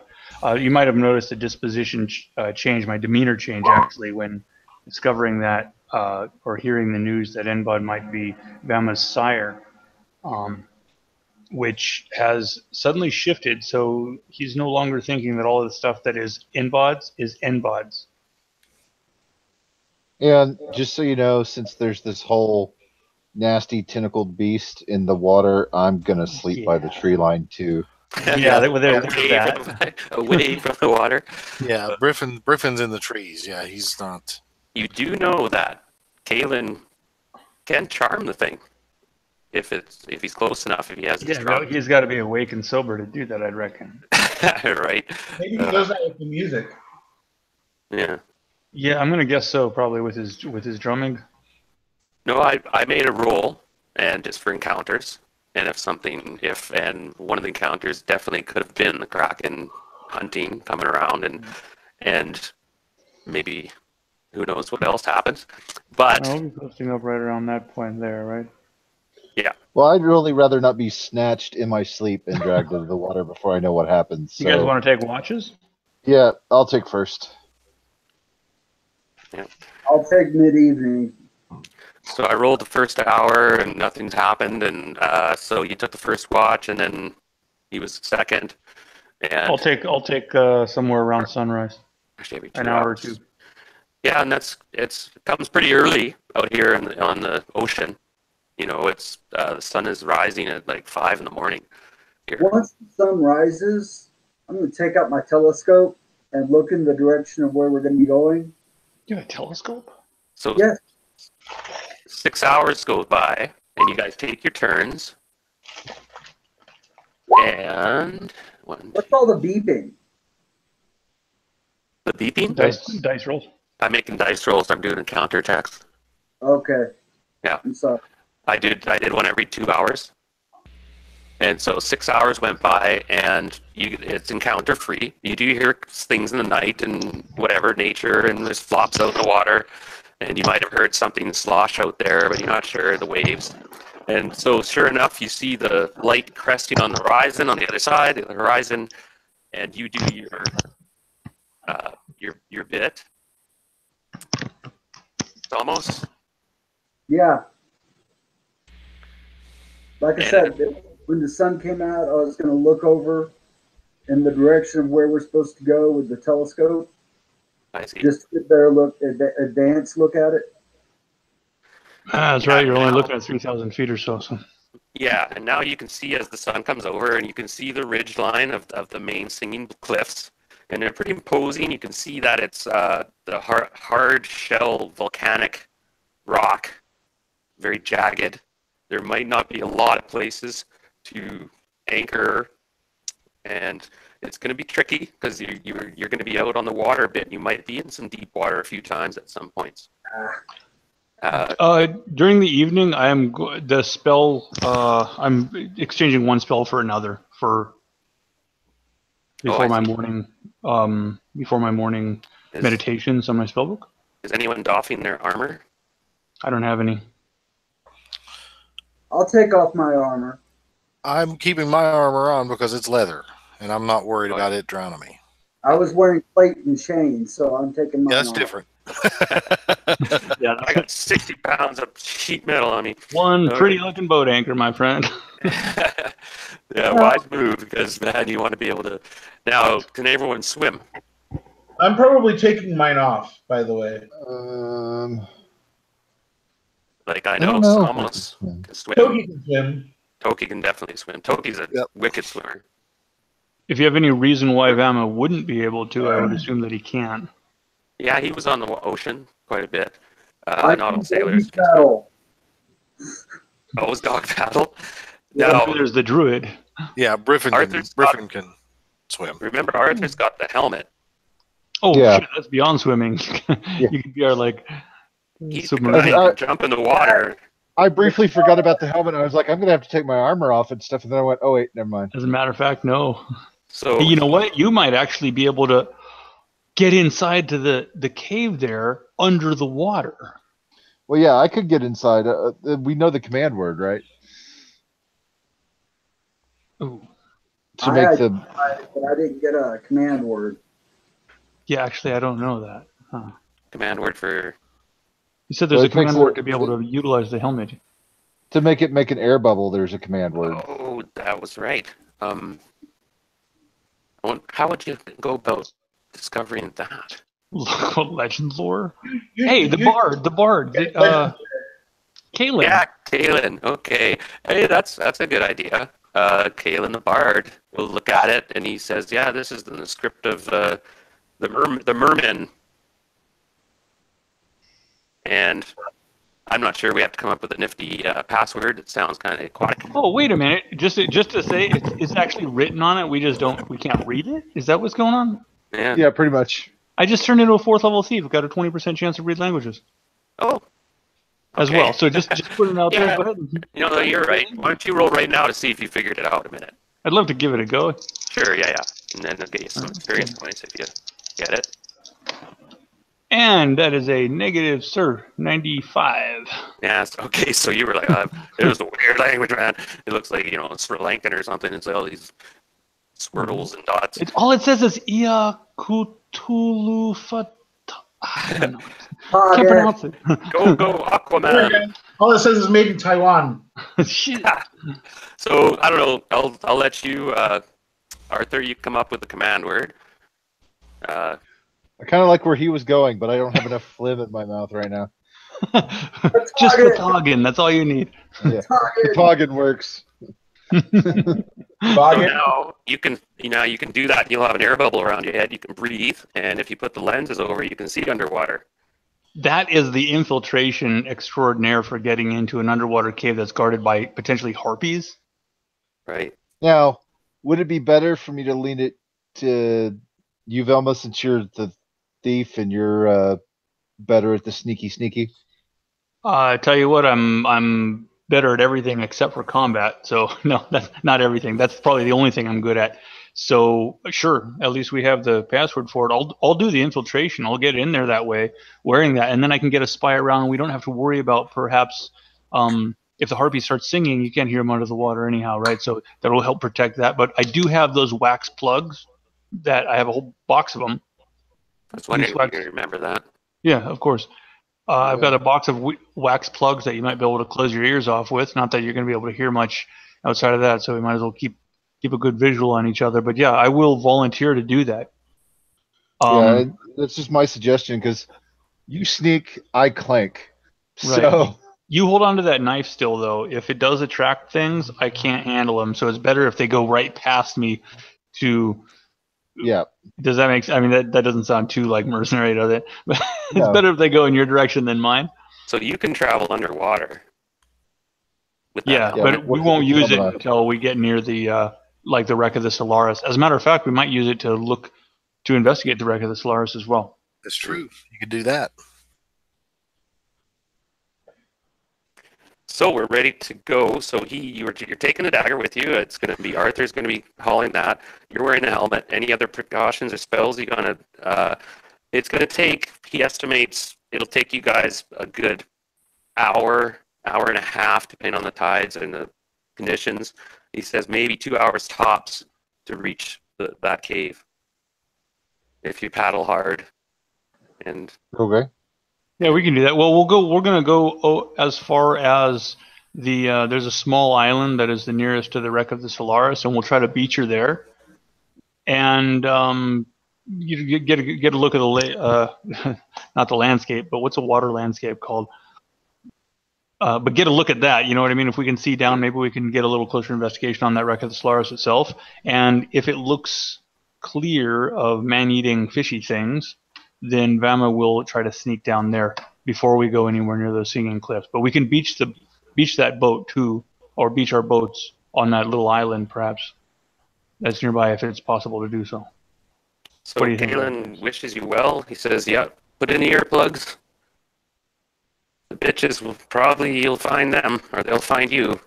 Oh, right, yeah. So I've got a box full of these earplugs. There's a good 20 or 30 of these little wax lozenges. They should help. Hopefully, that's the NBOD. Here we go. He used them. So you guys head off. You push your downriggers and you launch, and you see him waving to you guys as you guys pedal off, and then he kind of shrugs and you walk back. Oh, what about this? Oh my gosh. Okay, let me have a quick look here. Okay, I'm going to take a short bio, guys. Now I just have to make a roll for encounters, but it seems pretty clear sailing, so to speak. And you guys go for about the first, but you've made it about halfway there, and you're trucking along. And you do notice, yeah, there's places where you can get refuge, and if you have to, and you notice that there's spots where it's shallow. It's only like 3 or 4 feet deep, and then there's spots where it's like, whoa, it's pretty unpredictable. The floor is not too consistent because it's just the jagged edges of that volcano. But you guys are confident and going. So, anything for take a quick break? No, Nope. I wouldn't do that. Okay, we'll be back in a couple minutes. All right. I'm just drawing out a little sketch of our navigation passive. No problem, sir. I'll be right back.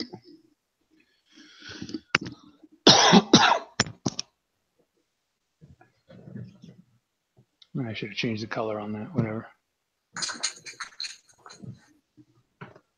Oh man, that was a good borscht.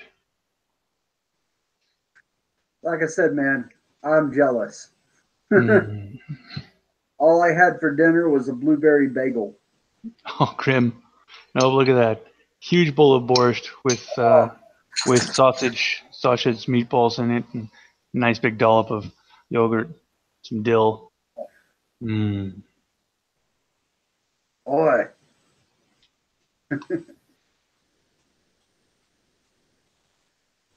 Okay, looks like this is where we are going to die. Potentially. You forget you're with a water cleric. No, I don't forget that. When I say we, I mean me, myself, and I. I just went up a level. I'm a second level magic user, 4th level thief. I have 9 hit points. Jesus Christ. That's my max. My hit points are absolutely abysmal. I'm at 4th level and I have 33. I'm seriously thinking about appending that in the Hexmark campaign for multi-classed characters and how they deal with their hit points. Because I go up my levels in Thieves twice the rapidity that I go up a level in Magic User. As a matter of fact, like the offset is heavy. If a Magic User needs over 2,000 just to go to level 2, and a Thief needs 1,200 to go to level 2. And so by the time I've got just over 5,000 experience points, I'm level 4 Thief and level 2 Magic User. But because I'm a Magic User, it's sandbagging all of my hit points. Yeah. So I have to cut all my hit points in half, and a Thief only gets 1d6, and so I'm getting only 1 to 3 hit points per level. You see, and that's just like and I barely. Well, I mean, the spells have saved our lives, sure, but that's kind of a heavy price, isn't it? There's one tidbit I had forgotten. I have my notes here. Just before you were making your way, you were getting ready to go. You were putting your equipment on the downriggers, and you're getting all ready. Kaylin kind of at that moment. Reset. Oh, am I glitching? Okay. Yeah, Audio. you're bad.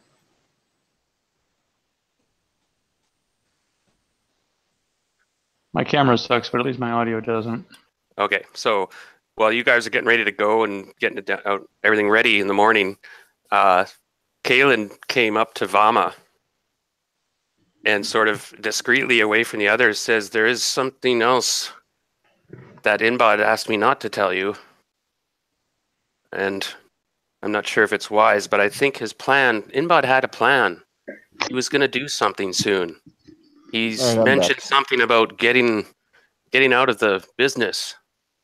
Yes, I was aware of that already. That's why I'm so concerned about his missing. Oh, there's the dog. No, that's it. Just hold on a sec. Yeah, he goes, there is one more thing, though. There were 2. There was a baby. There were 2 babies. She had twins. Are you telling me I have a sibling?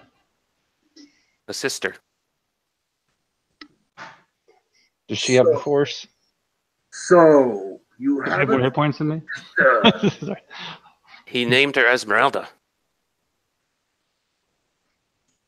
Your twin is the fish? He got around.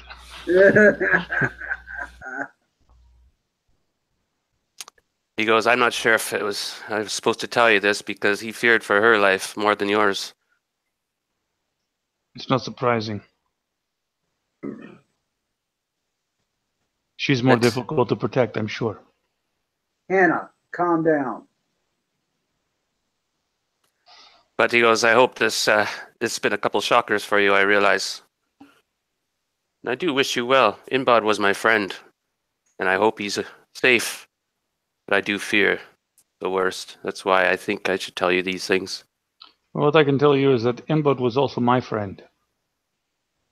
I think I see that now. I was suspicious of you, very suspicious, in our first encounter.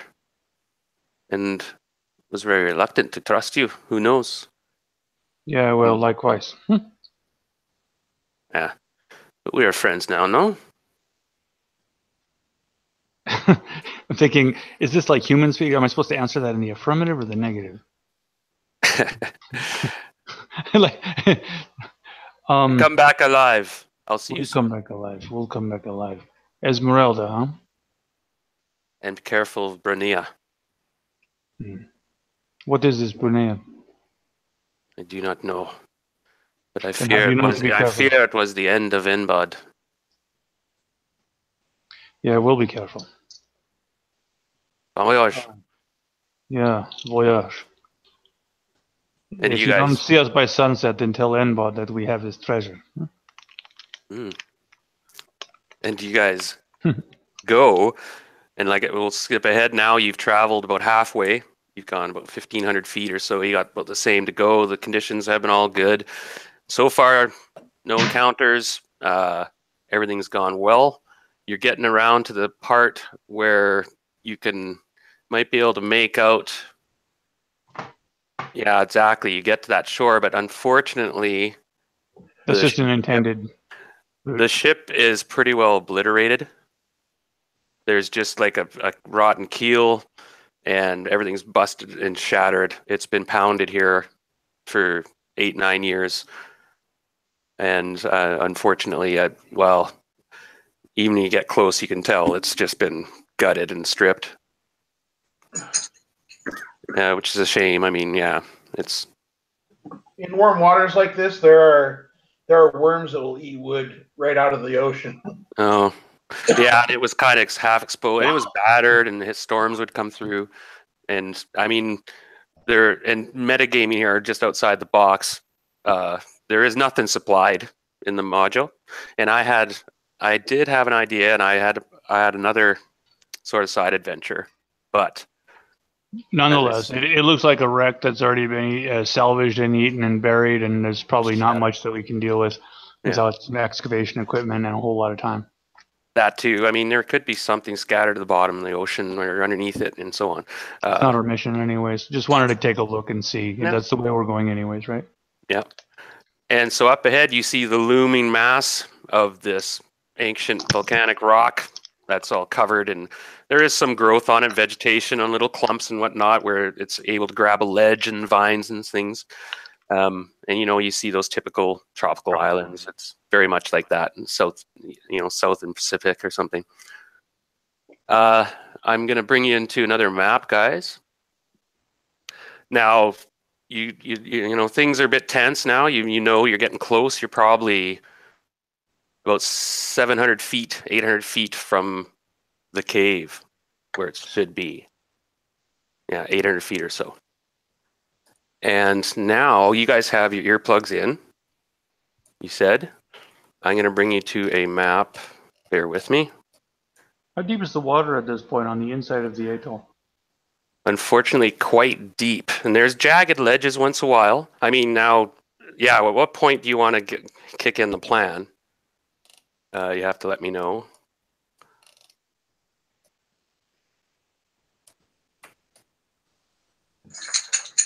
I'm actually thinking that's good that it's deep.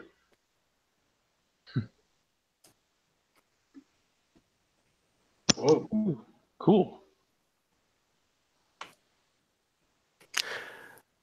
Okay, does this make sense to you? You're behind you is I unfortunately ran out of map space and I didn't have time.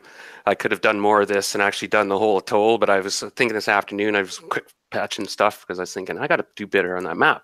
So anyway, it's unfortunately you have to cross areas where it's deep. You know, it's cliff and underwater, so it's sheer, and you're actually a little further away than this map portrays. Let me see what you guys can see because you're not actually this close. Keep in mind, I have the telescope to help guide us by. Yes. Now this is farther away than this map represents. You guys are further. Okay, let me be clear on that. And those white squares are still covered with water. Unfortunately, that's the original map that I had to superimpose my stuff on. It's just a nice scale for us, though. Yeah, so you're about 700 feet away, and you saw at one point when you came around a little turn that you might have saw where the cave was, a little dark spot in the bluffs. Hard to tell this far away. Earplugs are in? Yep. Yep. Okay, everybody has to make a saving throw. You start to hear a sound, and it's sort of a beautiful, keening, eerie wail that resonates right in, and even you can hear it through the earplugs. But the earplugs are helping. You can tell if you didn't have the earplugs in, it would pierce right into your head. You get +6 on your saving throws because you have the earplugs in. Oh, wow. There's no way I can fail. Is it save versus what are we saving for spells? One moment. And one still always fails. Don't say it. That's the only way I can fail it. Because if I get 6 on top of my +5, that's an 11, and I already have a spell save of 9. Versus magic. Versus magic? You mean spell? Success. Yes. Yeah. Versus spell. Or harpy, yeah. Okay, I rolled a 17, so I'm sure I'm good. Yeah, 17. yeah. So 17 plus 11. Oh, that's a good roll. Right. Everybody gets a +5, is that correct? +6 if you have +6. earplug in. I do indeed. So spells, that's... you made it, Vama? Yep. Arthur? I made it even without the +6, but with the +6, I made it. Nice. So you have to roll over your number. Yeah, I rolled an 18, so technically Gotcha. I rolled a 24. Perfect. Anyone left? Ooh. Did Griffin make it with a 10? Oh, yeah, my save versus spells is 15. Oh, yeah. So 9, you had to get 9 or over. How'd you do there, Somos? Oh, I rolled like a yeah. 17. I rolled Yeah, a right. 17 plus my forgot. 11. So you guys all hear it and you look at each other and... No. Griffin rolled a 4 +6 equals 10. Oh, yeah, no, the 10 is the +6, so I did fail. Oh. So, Griffin, you don't Sorry, I notice didn't mean to much, do that. but Yeah, I mean- he starts paddling hard. He's like, "Come on, guys, let's go!" And Griffin, you're gonna have to play this. You feel like an intense urge to paddle toward where you think the sound's coming from, and you're looking around frantically. Of course, And everybody else wants to go, don't they? Let's go. as far as you Come on. know, yeah, you're gung ho. Now, would it have any chance of knocking him out of it if I just socked him across the jaw as hard as I could? Make a wisdom check to see if you notice, like that it's something seriously wrong. Like yeah, you hear the sound, so yeah, but make a roll wisdom check. Can I roll as well? Hold on, who's in the canoe with him? It's me and Samos. Okay, yeah. So you two now. I actually arbitrarily, in a way, not quite. I put you in order on those canoes. I'm not sure if That's it's fine. We can take it just like that. I mean, we didn't really designate anything else, so. okay. I rolled a 9 out of 18. Oh, so okay. So Griffin the voices are affecting Griffin. And probably not in a good way, but he doesn't seem in pain or anything, but he's just like paddling quick, hurry up, you guys, let's go. And he's Maintain discipline. Is he going to try to paddle past the lead boat? And now we have to make a surprise roll. All right. So we're trying to roll under our wisdom, right? No, one of you rolls 6-sided die. I I got meant it. on the wisdom check, though. Oh yeah, equal to or below. Yeah, then I made it too. Just only who could, whoever was on. Yeah, I'm on the boat with him. Now, Griffin's looking up a bit up the bluffs. He sees something before you guys do. He's eager. And sure enough, you see these two dark shapes. And, I rolled a 4 on my wisdom check. okay, good. Yeah, I came in under my 8. Somebody give me a 6-sided roll. I That was did. the 5. So we are not surprised. And they're only surprised on a 1. So you almost surprised them. It was close, but you guys did. So now we roll initiative. I got a problem. I got to take my dog out. And it might Well, take 10 minutes. Let me see. Ooh, That's a good critical. place to like just put it on pause really quickly Okay. as these two winged creatures come down off the cliff. We can discuss a couple things and stuff. Oh yeah, you got to do what you got to do. That's of course. Yeah, we'll get you back. So where we're standing now, we're just basically roll initiative Yeah, we got a 5. on the Oh, initiative. that was for surprise. That was for surprise. Yeah. Gotta roll another 6. So who wants to roll? I Who got wants to it. be our initiative die roller? Yes. I'll do it. I got You a know 4. my- You know my dice. I'll do it.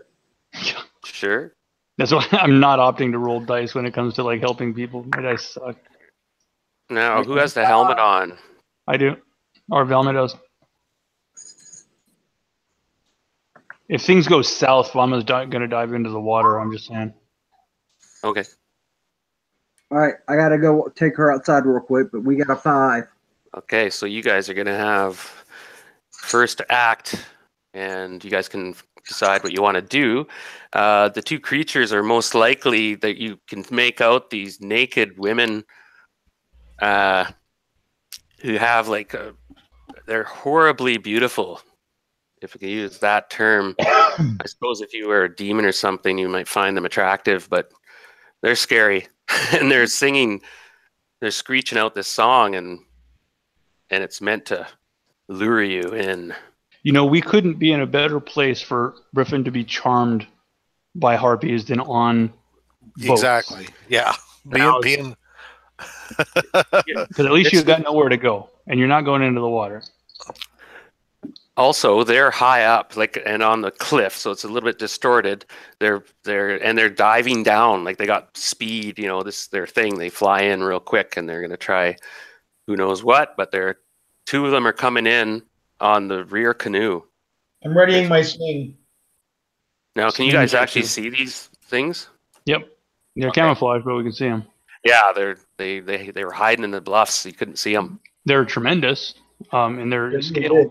Yeah, they're not that big, of course. That's just because they're closer to the camera, which is us. Right, they're way up here. Perspective. Nice.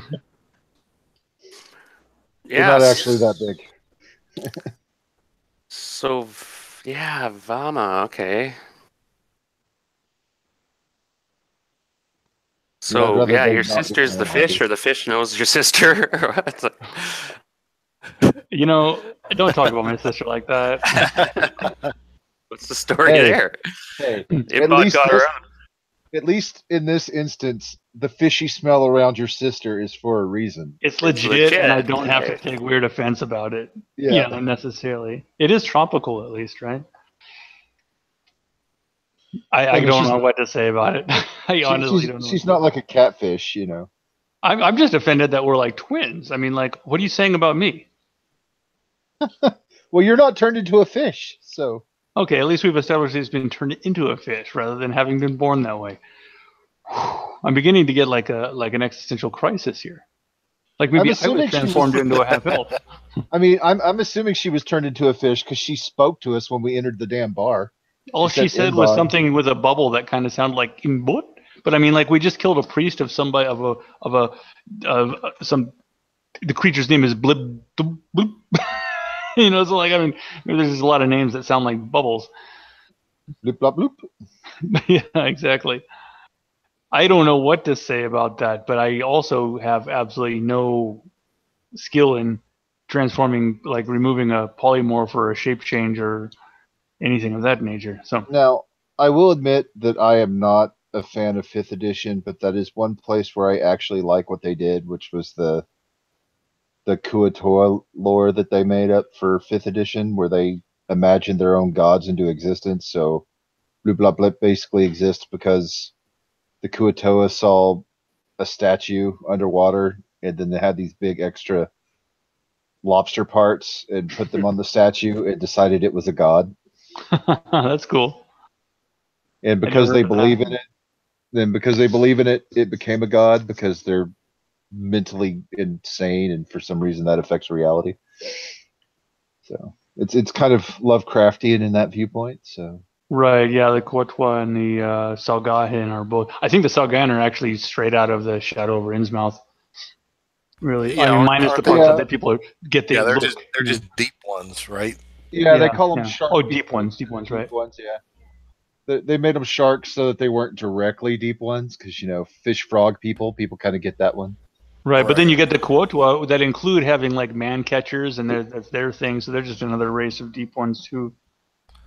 Although that does remind me of the musical that shall not be named, which the Shoggoth on the Roof. Oh God. Right.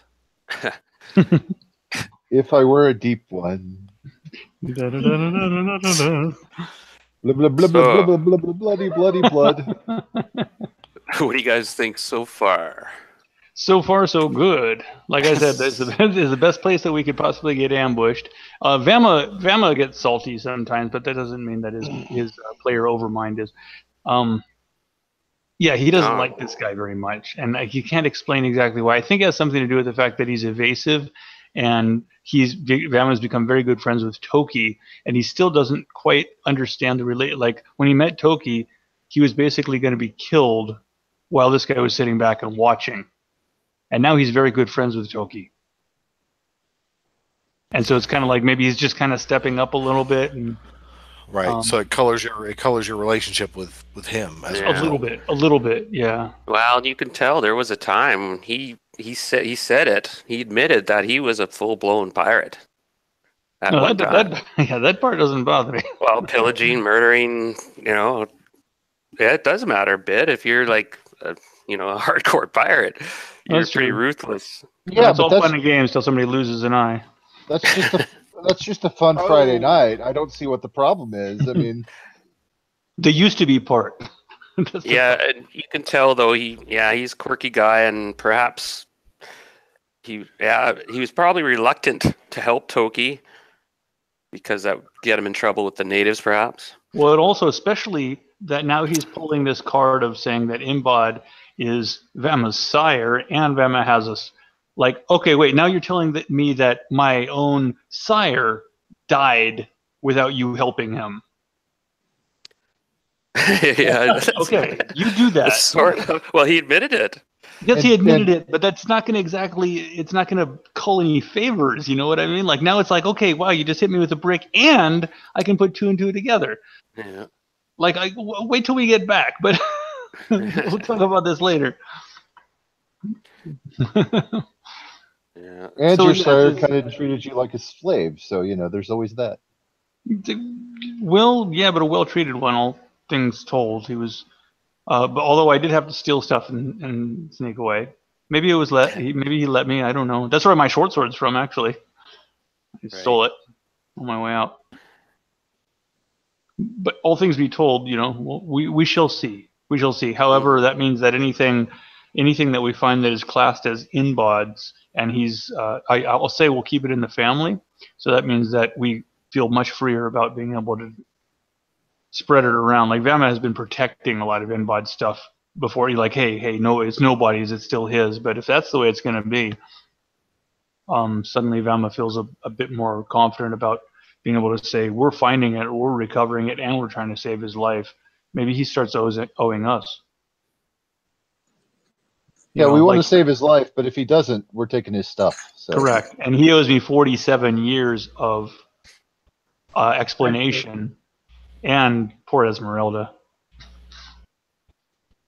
So Yeah. it's like it's a blast of information. Somehow we need to get that fishy smell out. So. Oh, Let's there's see. ways. If we change the water every once in a while for one. Well, I don't know what you were thinking. Aquarium maintenance, indeed. That's right. Okay, cool. But when these harpies come back, once again, I think that it's the best that Griffin is, or at least we're on these boats. But I'm going to guess that these harpies don't fly into the cave. No, What do you think? no, they seem to be attacking. they're moving quick, velocities coming down. No, I mean, if we can hustle, boom, boom, boom, boom, into that cave, the harpies may not follow us. No, remember I mentioned you're like still 600, 700 feet away. Yeah, that's a long. They can. They're way closer than that. They're only like 100 feet away from you guys, if that. Fortunately, we've got some slings, and some missile fire weapons, right? Did you have them out? You guys are rowing you got oars out and such. No, but I mean, if we start hearing the singing and we see these things coming down from the cliffs, and we're not surprised, That's true. You're not surprised. That's true. So you start making checks. I told you I got my sling out. All right. And then they're going to move into the attack. Anyone else have missile weapons? Them also has a sling. And who's going to row? Like if you all stop rowing, you're just going to flounder, which is, I guess, not that risky at the moment. You don't want to get too close to the bluffs. The water kind of sloshes against the bluffs. I mean, it is tricky. If you get close to the bluffs, you'll be knocked around and such. In some places, there's very few coves at this point. You notice it's quite sheer at this part. There's not many places to go, and fewer as you go. Well, I've got a longbow, but I'm also in the boat with the charmed guy, and I'm not going to stop. Let him keep rowing. Someone needs to. Now, yeah, but he'll row us right into the cliff, though, is the thing. Because no, if I'm charmed, I'm not going to be self-destructive. I'm just trying to get toward them, right, Darren's? But a charmed person or the effect of a charmed person spell doesn't make the person suicidal. But the thing is that the harpies. Now, bear in mind, there's a twist to this. It's not technically a charm. Now, that's metagaming a bit, but just to let you know. Harpies don't work that way, though. No. So they're flying in. I think traditionally the harpies were met by. Well, I remember seeing them in Jason and the Argonauts. Right. Right, where they were actually luring sailors to their doom like sirens. Yeah, that's what these ones are trying to do, but they notice that it's not affecting. Right, most of us. So as long as we can fight them off, Griffin might pretty much try to scuttle one of our boats on the rocks and watch us float, and they'll come and pick us up. The harpies will just come and pick each one of us up. Okay, we have to act now, though. We can't discuss this too detail. It's kind of. True. Right, we're all just looking at each other going, "That's that." Okay. You guys did have a plan, so it's like, okay, when we'll sail here. When the shit hits the fan, you'll have your missile weapons out, and you'll row, and so on. Right? You're not sure what you were going to find for sure. Well, you did know. Harpies. I'll keep on. Okay, well, Vama will keep on rowing on the forward boat. He's going to keep on rowing while Toki has his sling out. Okay. Vama's going to keep on rowing and trying to keep ourselves away from the cliffs and start rowing into the direction of that. Who's rowing the second boat? I'm going to row it just so that the charmed guy doesn't row us into the friggin' rocks. Yeah, he's sort of going that way. So, Griffin, you're like still keen. You're like, I'm coming, and you're actually going towards the cliff, trying to. If Solus will use his paddle as a rudder. I'm a spellcaster, dude. You guys are going to need me to cast. Okay, well, my point is just that you're in the back, so you could use me as the motor and not have to. But, I mean, whatever we have to do, of course, with the encounter, because I guess I'm paddling toward the cliffs. Fire away with your sling. And does anybody have spells that can... I have the perfect spell. Huh? I have silence. Oh, that'll shut them up. Now, Well, how that- close do they have to be for you to cast that? Oh, Cast it on. I just have it wrote down as a spell for the day. Cast it on the druid's head. Yeah, it's a radius thing, so So cast it on the druid's head. He won't hear the charm spell anymore. You guys all be silenced. We're already silenced, right? Okay, so let's act now. Discussion time's up, so to speak. You cast silence spell. Yes, I do. And on what? I'm slapping the side of the druid's head. Poof. So That was my you'll have attack to tell, you have to tell me the duration of that. Now it's on the druid's head. Okay, so suddenly it goes deathly quiet. You can't even hear the wind or the water. You can't even hear your oars splashing. It's just like you went deaf, completely deaf. Now, how long does that last? And casting spells, if the component has a verbal component, you can't cast spells. Plus, we Right. have to be very careful now. We're not yelling out orders and stuff like that because the second canoe is silenced. Nobody on there can cast spells or give orders.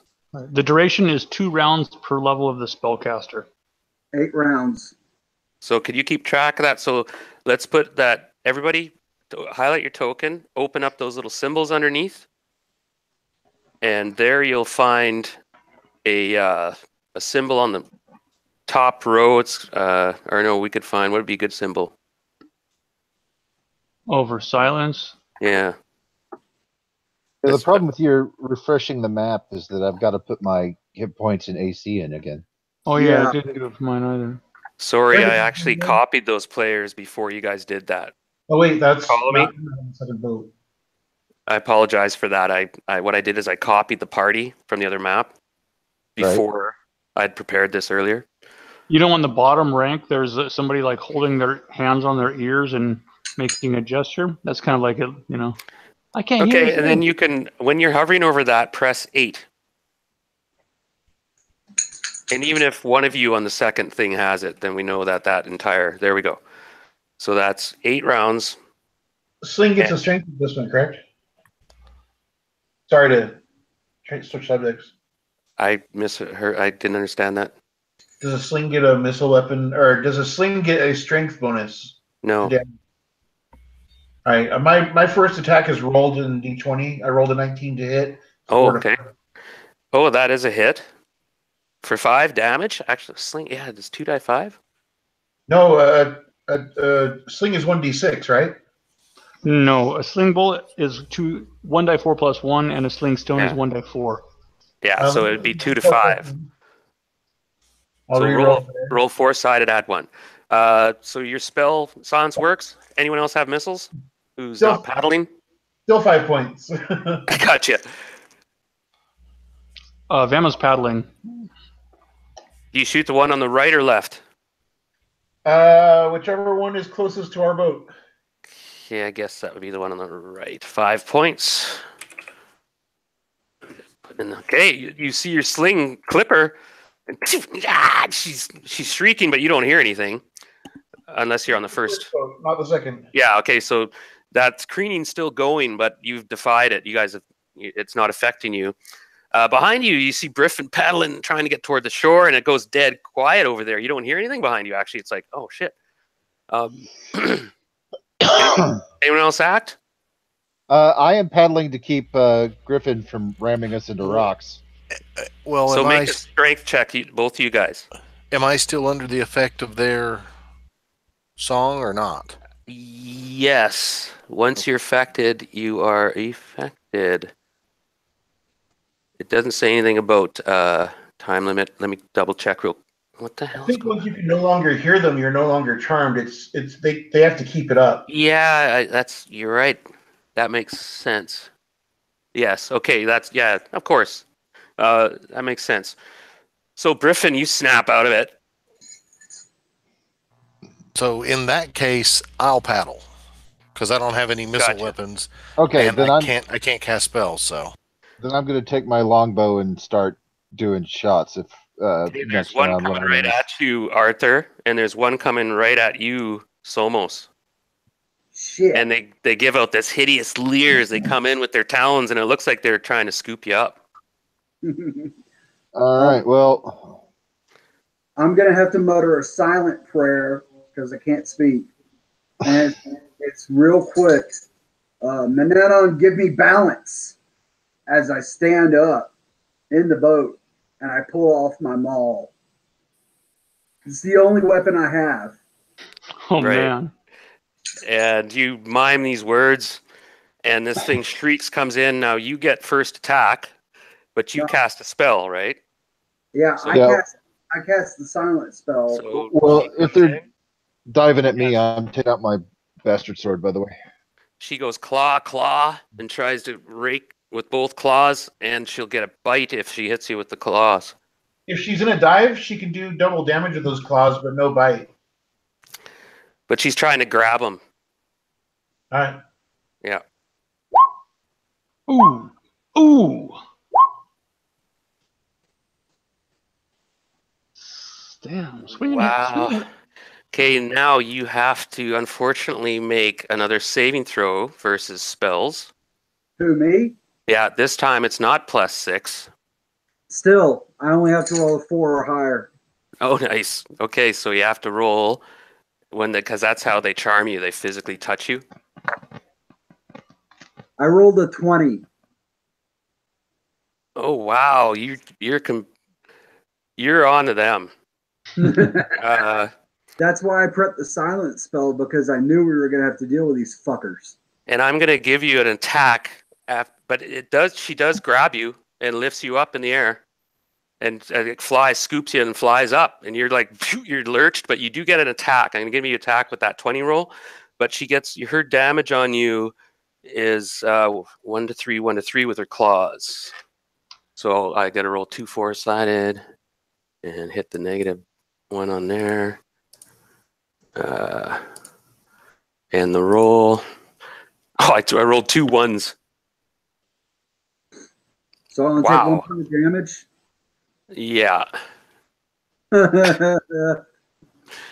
Fucking weak ass bitch. And you get it reflexively. You hit it with its maul, but you realize you're over the water. And she's shrieking in your face, and she missed with her beak. Fortunately, I rolled a 3 with the beak, which does a lot of damage. No, not a lot, but I'm just going to smash her in the face, just one-handed with the maul. okay. Go ahead and roll. I got a 17. Okay, roll damage. You crack her in the melon. You just bring your maul up sideways, and she's painfully gripped you, but your your clothing is actually, you don't have armor on, do you? Which is, no, not right now. I don't have armor on. That puts my AC. Where is it? No adjustment. Shit. I do 4 points of damage. Okay. So she's the bigger one, actually. This one you notice. She's not that big, but she swoops down. How much damage? 11? No, it was, I'm sorry. Actually, it was 5. Oh, 5 damage. Okay. I forgot about my damage adjustment. Wow. And she lifts you up over the water and drops you. Like you hit her and pissed her off, and she drops you, and she banks up and is going to swirl around again. But you, unfortunately, cartwheel for a second, and you fall in the water. Okay. Sploosh. Thank God you're not wearing chainmail right now. So she swooped across. Why do I have a thing on her? You're not wearing armor, right? The other one swoops down on Arthur. Yep, I'm going to swing at it with my bastard sword. You get first attack, yeah. So go ahead.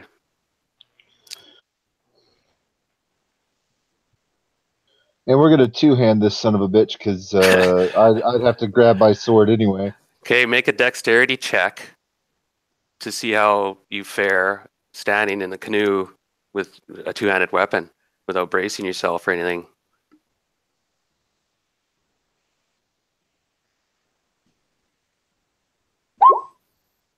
And that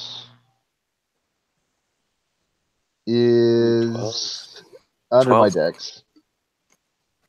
So because my dex is a 14, so that's Yeah. under my dex. Pass. So yeah, you get up. Ooh, it's wobbly and stuff. These canoes, they are outriggers, so they have some stability. But you're waving a big sword. But anyway, you get ready. Take your swing. All right.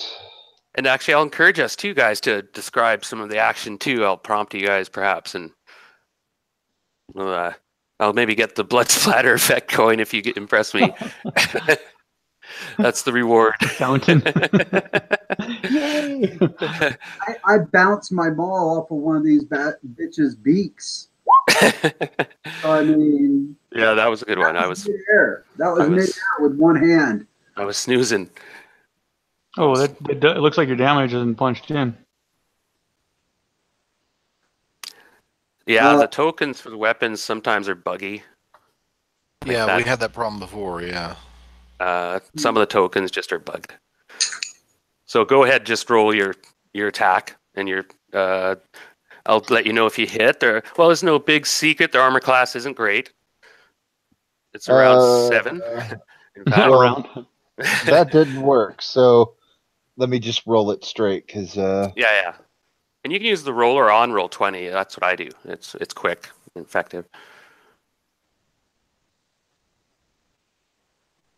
Are at home rule. Well, that's 9, and my attack was 17, so I hit an AC 8, so I missed.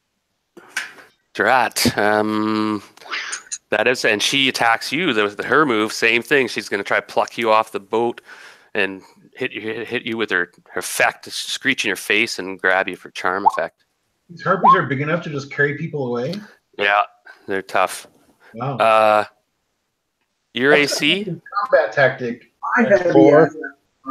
4. You're wearing your armor? Huh? You're wearing your armor then? Yeah. All right, at least we're over water, right? Because they could just lift us up and drop us. I'm just looking at his. I got chain. Sorry, I just missed it. These things are pretty tough, guys. So she needs a 9. She hits you with this one claw. But that not enough to lift you up out of the water. But she does, her beak misses. And she does just some minor damage.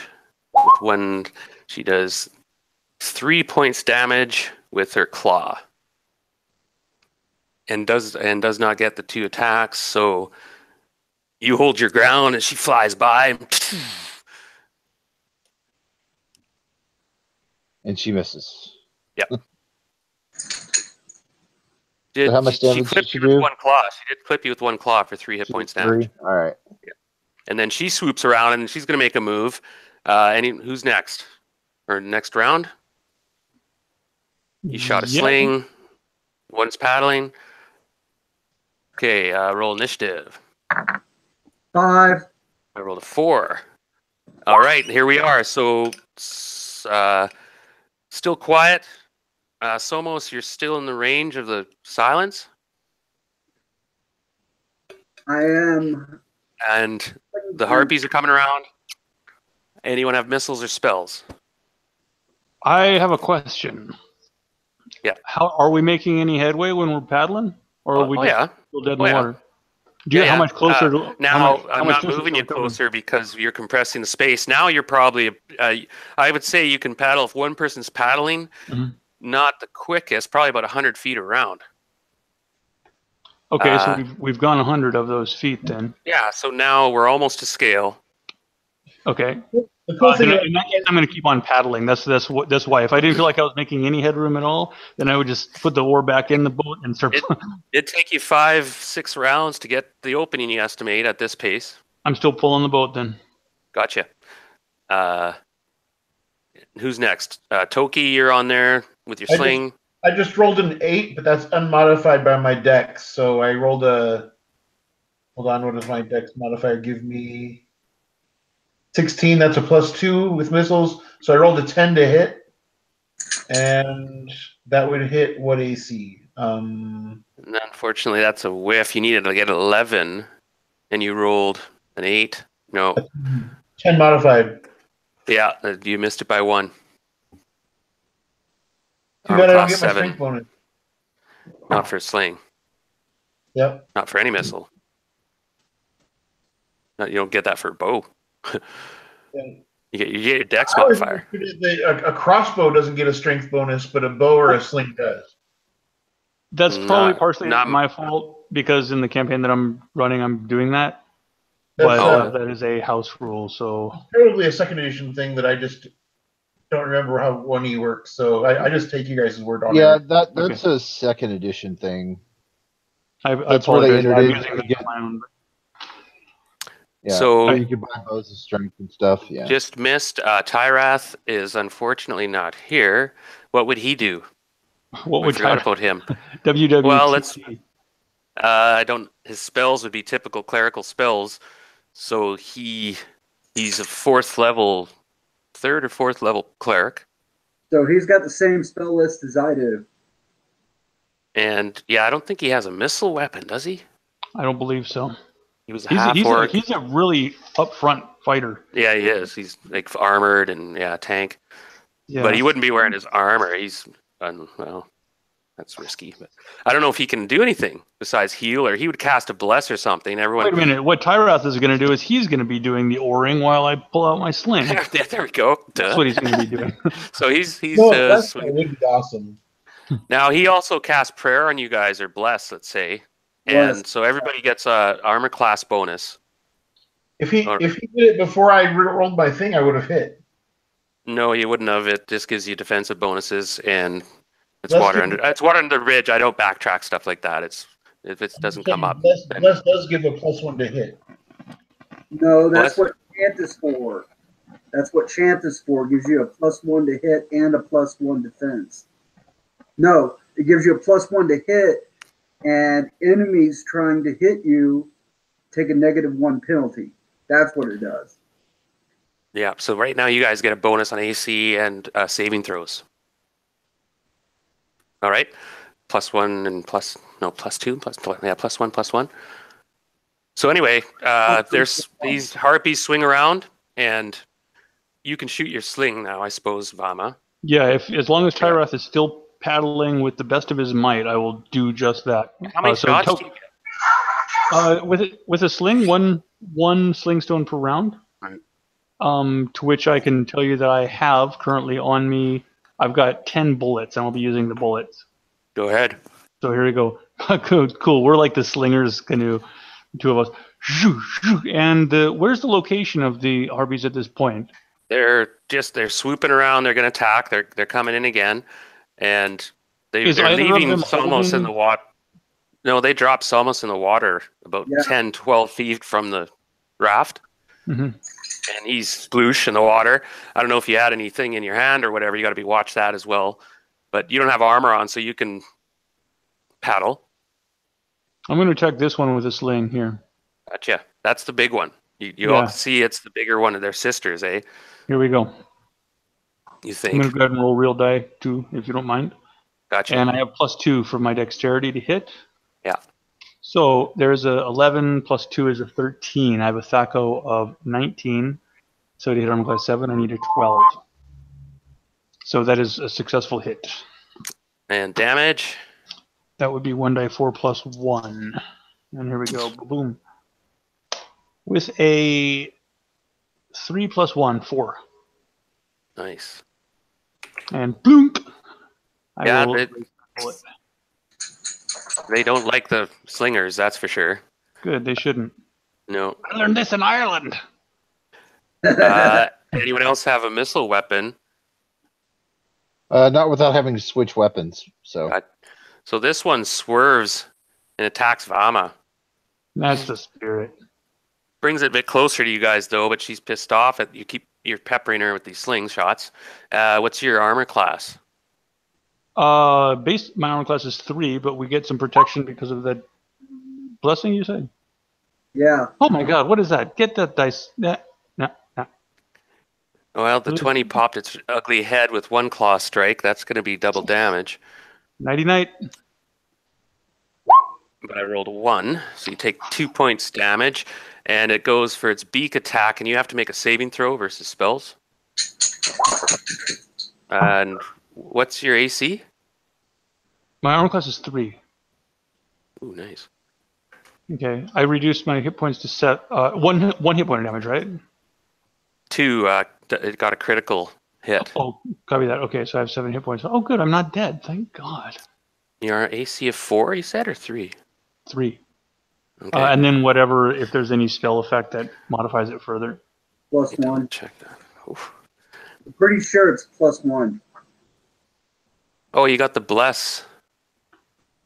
Oh, it's still definitely hit. So, but yeah, I just rolled a 1. Okay, but the beak hit you, and that does 1d6 damage. That is going to taste really, really good. Oh, she takes a vicious gouge.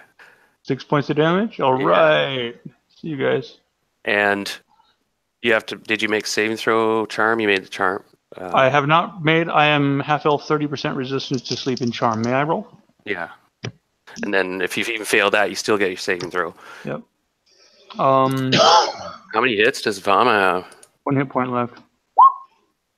I made it. Resistant to charm. So she shrieked in your face and clawed you and took a chunk of beak, almost. Oh, I almost.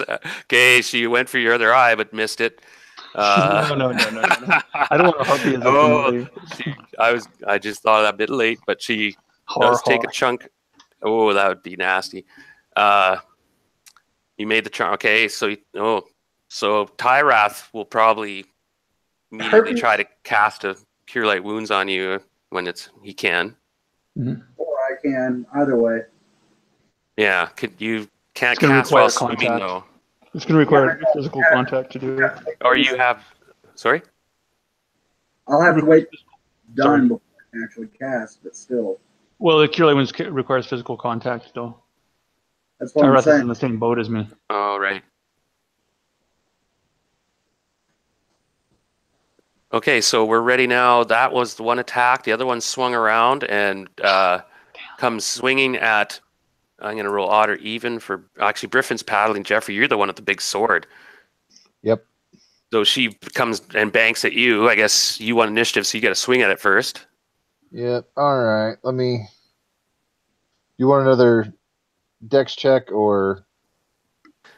No, just the once. You got your balance. All right. Now, if you get hit or something hard.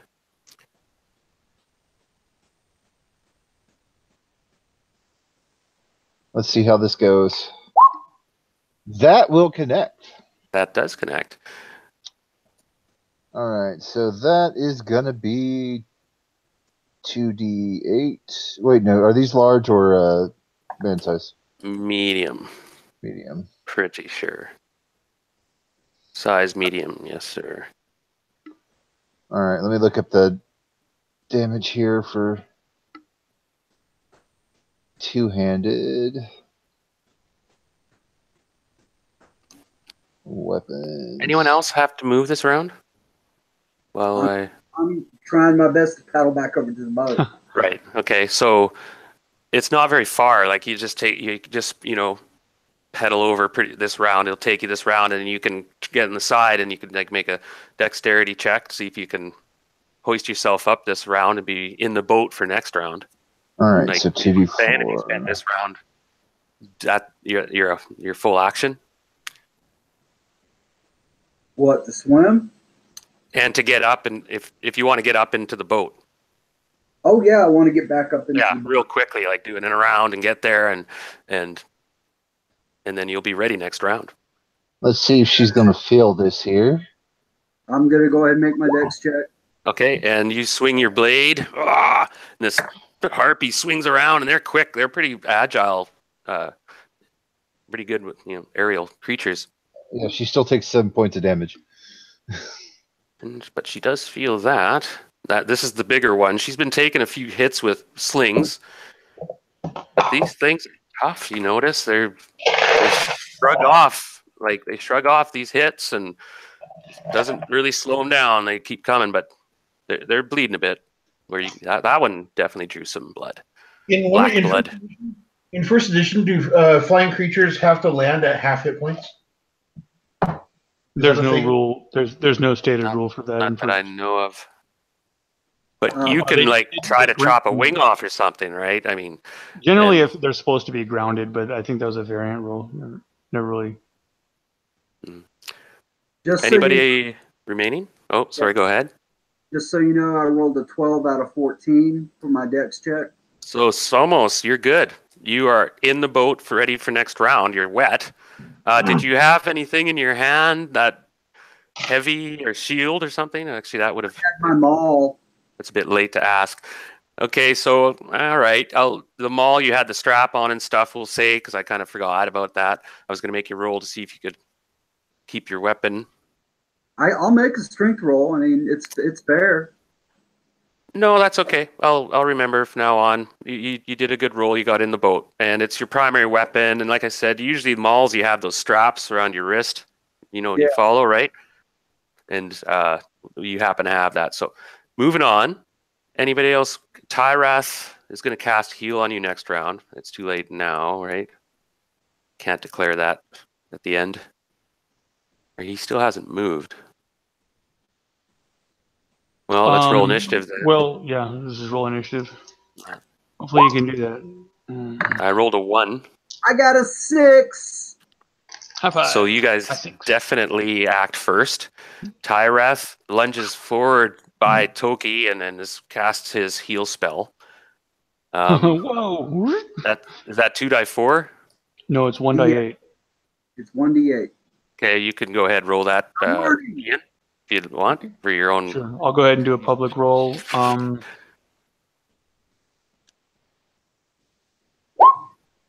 Yes.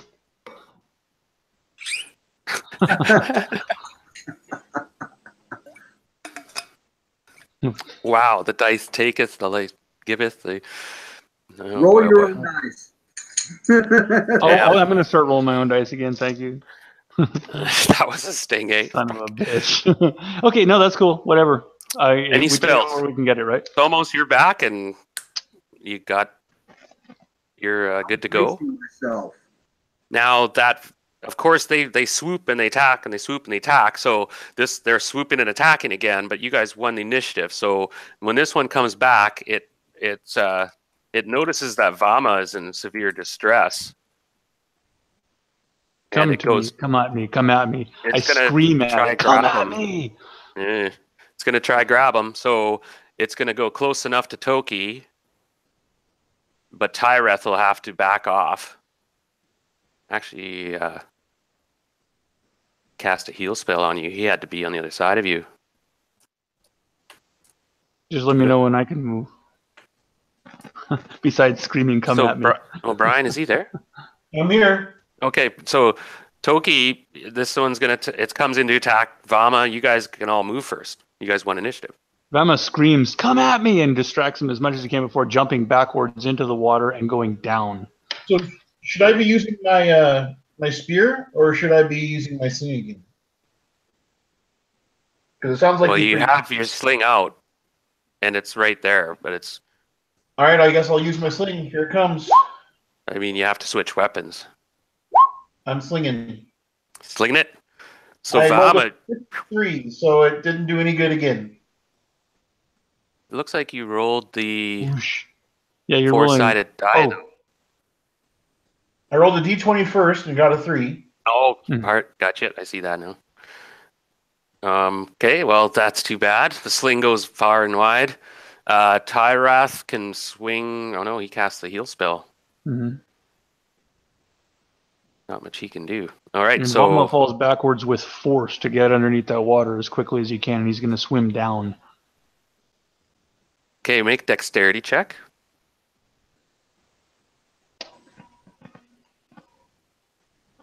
Eight, success. So you do the old scuba diver backflip quick, like just flop. And swim downward. And this creature screeches its anger and just flies by where you were in puzzlement. This thing shrieks and does its move again and comes around and is going to attack, of course. And the other one seems to want to get this guy with the sword in the front. Biggest threat, perhaps, maybe. Not sure, but it keeps attacking you, so you could take your swing at it. Plus, Somos, did you have any spell or anything in mind? I thought we were still under silence. We are. Yeah. Oh, that's true. So, That's why but I you, said I was yeah, I was bracing myself so that if it comes at me, I can swing my maul. gotcha. Well, it appears to be wanting to get Arthur. Yeah, 'cause Griffin. I did enough damage to it, but Mm. when you're ready, I'll take my swing at it. And Griffin, you can make a move as well. Joe's not here. Uh-oh. We lost That's him. dead on what I need to hit, by the way. Yeah, that's right. So roll your damage. Didn't you have to roll 11? My attack goes 17, so that's a Okay. 7. D4 plus 3. And that's with the bastard sword. Yeah, another 7, because apparently we don't randomize with this roller for D4s anyway. It seems like that sometimes. Jeez. Okay. Now it attacks you unless Griffin. Well, he's not here. He swing his club at it or something. Or the Yeah, I don't know how we lost him, but hits it in the head with the paddle. It rolls 20. Oh shit! And I'm gonna roll I hear on my the gong critical gong. table. Oh, that's no. He does double damage. So it's a two-handed tomahawk hack with the old classic ore. Rang that thing's bell. Even with his non-proficiency, he still clocked it. What am I looking for? Yeah, damage. Double damage. So 6 points damage. Crack. Nice move. I'm gonna make a morale check here. I think for these guys. Okay, that's Vama. When we're done this round, at the conclusion. Where were we? Anyone left? This thing attacks you back now, of course. okay. That's one claw is a hit and one claw is a miss. Shows she's unable to carry you. And that beak, she doesn't have. They got a lot of hit dice. It was you had armor class 4, you said, right? Yeah. Damn, These are tough. that's a hit with her beak, and that's so she does 1d4, 1d6. All right. So 2 and 4, so 6 points damage total as she rakes you with the claw and gets the beak in for another swipe. And Okay. she swings around. And anyone left? Did I miss anybody? No, I can't do anything because I'm too far back on the boat. Gotcha. Yeah, there's somebody in the way. Vama's in the water. Mm-hmm. Okay, I'm going to roll their morale checks. Their morale is 13. They definitely made their morale check. They are really mad. Really, really mad. They critical to morale check. So they're sticking around, pissed off. Initiative. 4. I rolled a 4 as well. So we have simultaneous actions going on, but you guys can make first move. And this thing, now Vama's gone. This thing now goes down the line. Brian, it goes at toward you. Hey, And- I just want to make a recommendation. We get a lot of simultaneous initiatives. Mm-hmm. If you want, I mean, it's again totally your game, but longer weapon might go first. That's a good point. And weapon speed, and if not, if a spear goes first. All things Yeah, considered, you're everything is absolutely a right. longer weapon to something attacking with claws and a bite. Yeah, good point. No, but now they mentioned something like that though, and it says that they're considered like a short range weapon, claws. I'm going to roll my sling again because that's what I'm doing now, I guess. So, that one might. And I rolled a 1, of course. So drat! This is getting hard, guys. So Brian, so your armor class is Brian? Or Toki? And Tyrath gets to attack this thing that now it's close. So what does Tyrath had? He had the I've got a spell list right here. What were you wanting him to cast a spell? Oh no, he's got a weapon.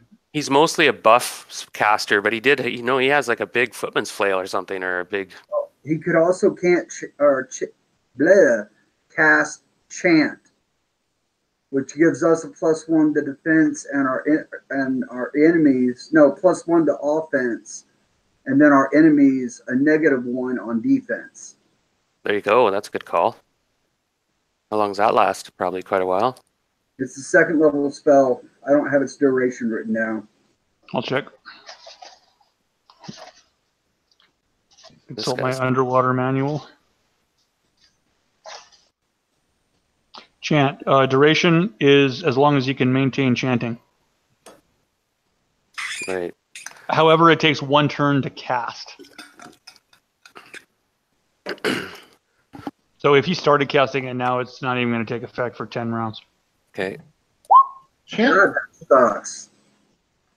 That makes chant almost useless as a combat spell. It makes it a pre-combat spell. Yeah, but 9 rounds prior, that's like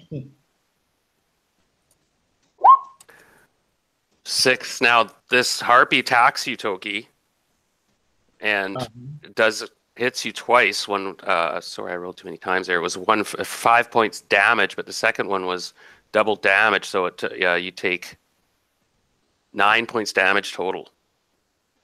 I can handle that. And she swings by on the other side, and these harpies, they just pick and pick like sparrows in the park. More like seagulls, these things. Seagulls, shithawks. Dump ducks, man. Dump ducks. Call them shithawks here. That's the way they're being, though. They're all kind of like doing that thing when you chill them in the air like that. And sorry, guys, it's been a bit of a grind. The dice have been shitty. Awful. Both ways, damage and everything. It's been brutal, and these things are wearing you guys down. I see this, so we'll pick it up a notch here, and next round. So that one attacked you. Oh, did we resolve? No, this one attacks Arthur, right? Yep. All right. So. Oh my God. She does grab you now, lifts you up. Its own bitch. And you have to make a resistance roll versus charm. Okay. Should have worn that heavy armor after all. Yeah, but she'd have hit me a lot more if I hadn't. True. I'd picked up before that, so. And then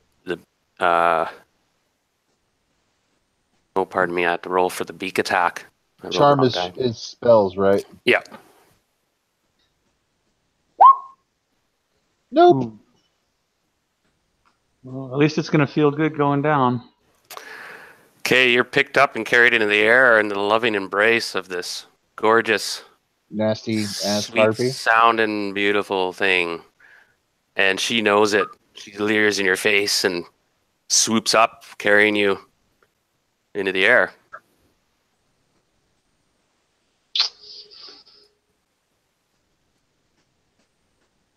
Awesome. Well, and she's heading back up into the bluffs. If he's wearing armor, then we just better let her take him wherever she's taking him. Well, it's not a matter of letting. I don't think that any of us can get up those bluffs quick enough. Even if, Vama can climb, but he's in the middle of the water right now, and he wouldn't be able to climb fast enough to keep up. In terms of attacking her while she's flying away. Oh. It definitely weighs her down. Like she's flopping, but she's flying away. She's swooping up and beating her wings hard and getting altitude. And unfortunately, you can tell that he's not resisting. What's the other one doing still? Still attacking. Who? Which boat, I should say? The first boat. First boat. Okay, I've got a question here. When I went underneath the water, I wanted to get underneath the boat, my own boat, anyhow. But it's giving me that helmet of underwater action is giving me the ability to breathe if I utter with my last bubbles, Watagan! And the ability to see see more underwater, right? It says you said something like the 5 times the normal distance. How does that work? Can I see what's above the water? Like archer fish do, and a lot of things that are underneath I the see water what you can you mean. see out of the water. And you can't really see through the plane. Like I've been underwater. Right, When you but look can up, you you when see, you're but you can see images and stuff, and you can tell there's the boat and there's action, and you can see right, pretty much blobs. like you're wearing diving goggles then? No. Yeah, sort Well, of. I mean, yeah, if you're looking up, yeah. Well, because the intention here is that if I can see that thing coming down low enough anywhere, I'll come out of the water and try to backstab it. Yeah, I you don't have the dagger, do you? have a short sword. Yeah, but you don't have free action in the water. Like, With the helm of underwater action, I do. oh yeah. Okay, yeah, because it gives you vision, breathing, plus That's what I'm you can saying. move. Oh, okay. Oh, So wow. like I'm underneath the So boat, and this I'm one's seeing coming all this back. shit You can going see around this like this. fluttering shape coming back toward the boat. It's still going to be attacking. And you know what, Toki? I forgot to make you roll a charm resistance. Oh, you say you don't go back on that kind of stuff. I don't know. I just remember that. I was like, oh. So this thing's swinging about, and if you could make it, no, I guess it's free action, but could you propel yourself out of the water? I've just been underneath the boat. I can try to grab the side of the boat and use it for leverage. Okay, well, I'll or give its you leg, a minus. if I can do that. Yeah. But I don't want to get that close to its claws. But Okay, if make a it's dexterity possible, check. That's pretty. I know You it's a have to little get, hot dog. yeah, it's a bit of a stretch because it's flying around and up more altitude. But If I'll give you a dex possible, check. so- If you make a dexterity check, you I have a hoist 17 yourself dexterity, up. Oh, nice. and I rolled a 4. Yeah, so you time it and you see it, and the helmet makes you feel great. You realize you haven't tested it out or anything, and you realize that, yeah, you're good to go. And we have not rolled initiative, have we? Oh, Or we're all done that round, right? Yeah, Okay, we're done with so that round. So initiative it is. I rolled a 6. I rolled a 5. Okay, this one continues to gain altitude. She's probably about 50 or 60 feet of the water, and she's swung back toward the bluffs yonder, and carrying seems to be quite a happy, content Arthur. He's so boned if we don't get up there. Literally. See what we can do. We can't exactly hold the other one as hostage, can I? They wouldn't care. Why would it? Is there a mated pair? They're both female, aren't they? Oh yeah, they're harpies, huh? Well, They're harpies. Still a mated pair. I mean, you know how harpies roll. Okay, so this other one is ferocious. It wants to have a prey of her own. That morale check really worked out for them. So it comes shrieking in and attacks Toki. Or actually, I'll roll the dice who attacks between you two. Odd, it's Toki. Even, it's odd, Toki. She's going to try grab you. I'm AC 6. And that's a hit. Make a saving throw versus charm. Oh my god. Pardon me. And you get that. You have that chant going and stuff too, right? So you get +2 or +1 on saving throws. Or does that affect that? Only 7. Even with bonuses from chant, I don't think it'll help. No, this thing grabs you. Thanks a lot, D20. You suck. No kidding. 2. No kidding. Edgelords. She grabs Toki and swoops up, doing 5 points damage total with the claw attacks. Okay, I'm down by 14 now. That means I've got about, let's see, what have I got here? 14 left. That's half. And unfortunately, the charm affects you. Hey, So does that mean that the attempted backstab was not? Pending. At the last second, she comes in and attacks you. We have to rewind this a bit. This is one case where we we let that part slip. This is important. This could save Toki's life. Make your attack, Bama. You come out of the water. Or Yeah, come out of. no pressure, but It's a short sword. I get plus 40 hit. I'm not very strong. Here we go. Armor class 7. a hit. I rolled a 7. I get plus 4, 8, 9, 10, 11. Armor class 7. I need a 19. I need a 12 to freaking hit.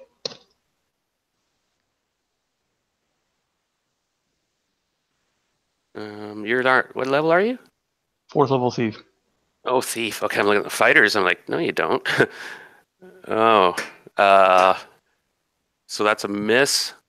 So Toki gets grappled and hoisted up and swept airborne. What if he Tyrath. Tyrath takes a swing at it as it's grabbing him. And he's like roars out, no, and he cold cocks it.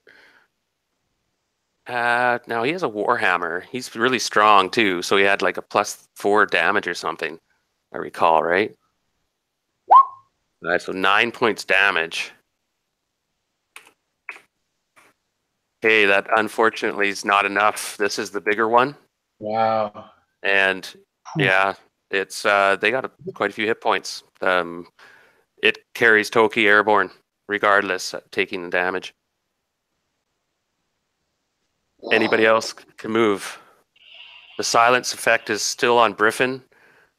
Any missile weapons in the second boat, or are you guys paddling?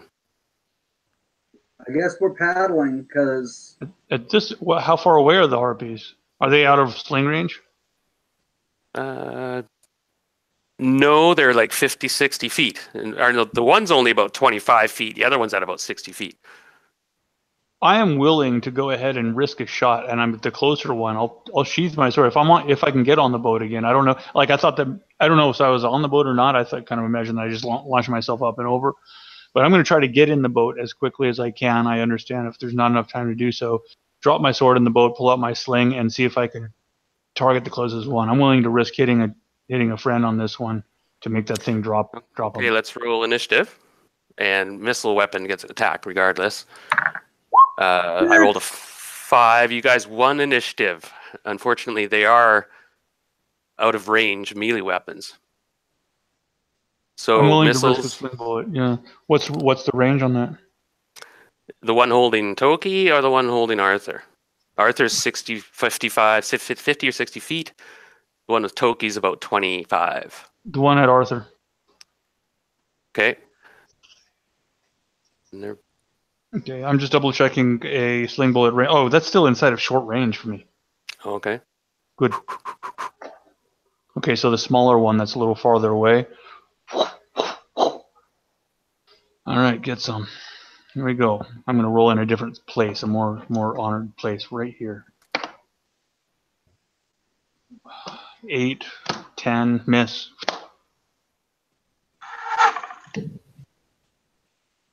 Was that Okay. a sound effect? Yeah. Whiff, thank you. I was like, wow. Oh, sorry, guys. That's all. I only hit things when I don't need to. It's all right. Things have gone dark. The sling misses. Anyone else have missiles? Toki has one. I can Toki's see your grinning smile from here. Yeah, he's really enjoying himself. Okay, look, it's not over till the fat lady sings, and I don't see any fat ladies here, so it's not over till the harpy sings. Anybody Wait, else have any ranged weapons? Damn. They fly up, and now the far one is swooping up into some clefts, and is going to disappear out of sight around some little nook in the rocks and the roost. probably about 150 feet up the bluff, where she proceeds to He doesn't want to say it. eviscerate the characters in a feeding frenzy of blood and gore. And the rest of you are somewhat shocked, Do we get the blood spray? as I am. Oh,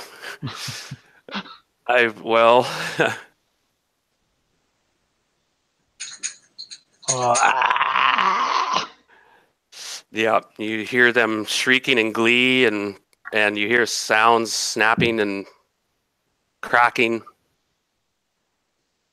Sorry, guys.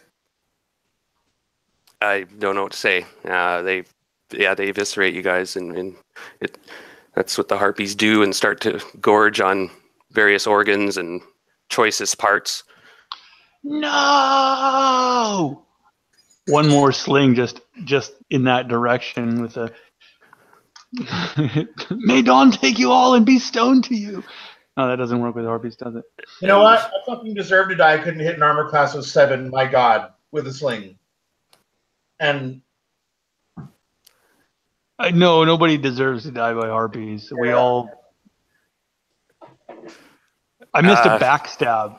That would have been epic too. That was just. That could have been a game changer. And it was just okay. Yeah, I don't know what to say. That's brutal. Oops. All right, Fantastic. see you guys later. So you're not sure if they're finished or what's going on up there. It doesn't sound good. There's, you might have saw some blood splatter, definitely. They're done. And you guys like, ugh.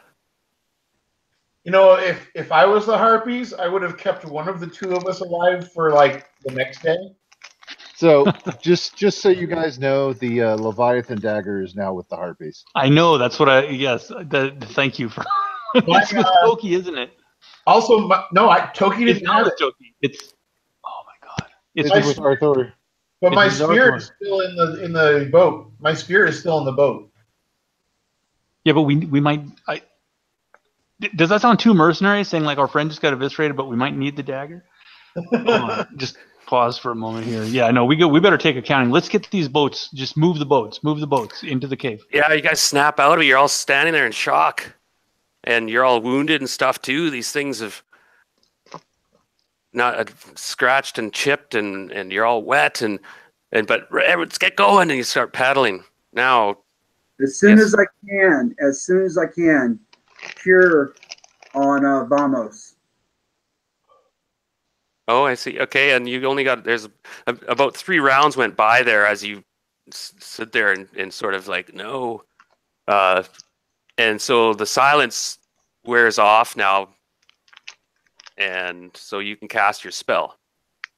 All right, I'm going to make sure our boats get drawn along even, so I can just reach over and touch him for 7 points. Oh fuck. Thank you.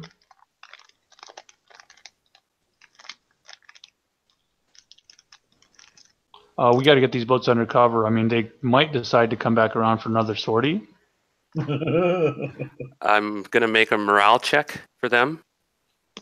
They're fairly, and it's gonna be whether they're satisfied enough or still angered,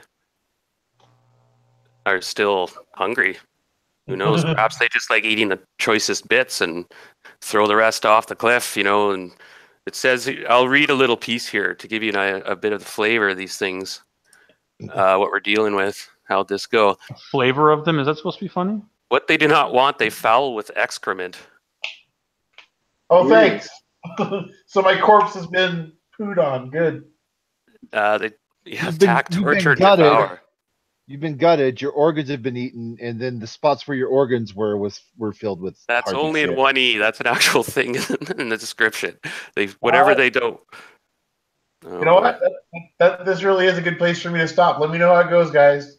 Oh shit, man. Hey, Brian. I'll let No you hard go. feelings. Sorry. Nope, not at all. It happens. Oh shit. Yeah, I'm not offended either, but that lets me go to bed at a decent time. I So don't Hey, think and anyone survived it, but Jeffrey, I appreciate it. You guys are great sports. I actually haven't been in that situation for a long time. I knew they were dangerous. I didn't realize they are very dangerous. That charm was it. yeah, see, Well, when you've the played, dice kicked our when you, asses. yeah, and when you've played 5e, where everything gets a save every round, and then you go back to 1e or 2e, where you're just fucked if you failed your first save, Often, yeah. it becomes a much different feel. But yeah, I've been playing for 33 years. Character death is character death. It happens. I'll make another one though for the continuation of your series though. Cool. Hey, Thank you well, very much. yeah. Because I definitely want to keep on playing with you, man. So, Yeah, and I had a great thing going with your character and stuff. But we'll work again, and I'll Yeah. work with you, and we'll come up with something else, and be whatever you want to be. And Minotaur. we do have a third level monk lingering around. I'll think and see what I want to do. I might in my head I'm kind of leaning towards maybe a elven wizard. Oh, I was thinking Because- mage thief. I don't know. well, We'll see. so it's down to the 4 now, and you guys are, yeah. Well, I'll get you guys later though. I'm gonna go ahead and hit the sack. thanks again, guys. Thanks. All right. Take it easy. Have a good night, all. take it easy, Ryan. Talk to you Yeah. See ya. Talk to you soon. soon. And then there were 2. Oh man, it's been a while since I've had something like that. Wow. Whew. Okay, I was gonna roll a morale check for these things to see if they come back. Oh shit.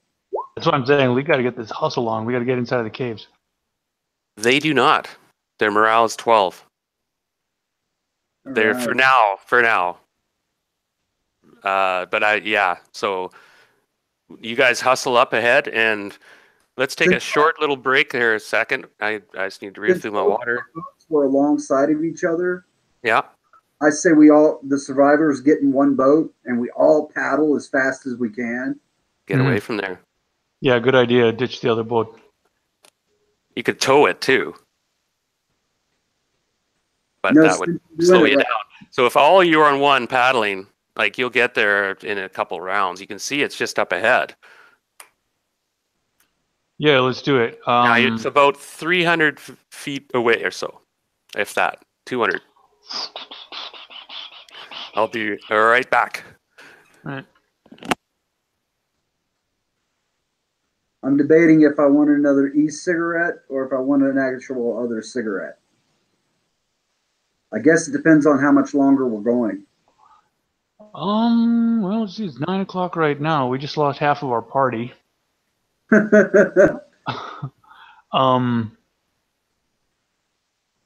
We lost Briffin, Joe. He just dropped out. He kind of vanished. I don't know if that was an internet issue or.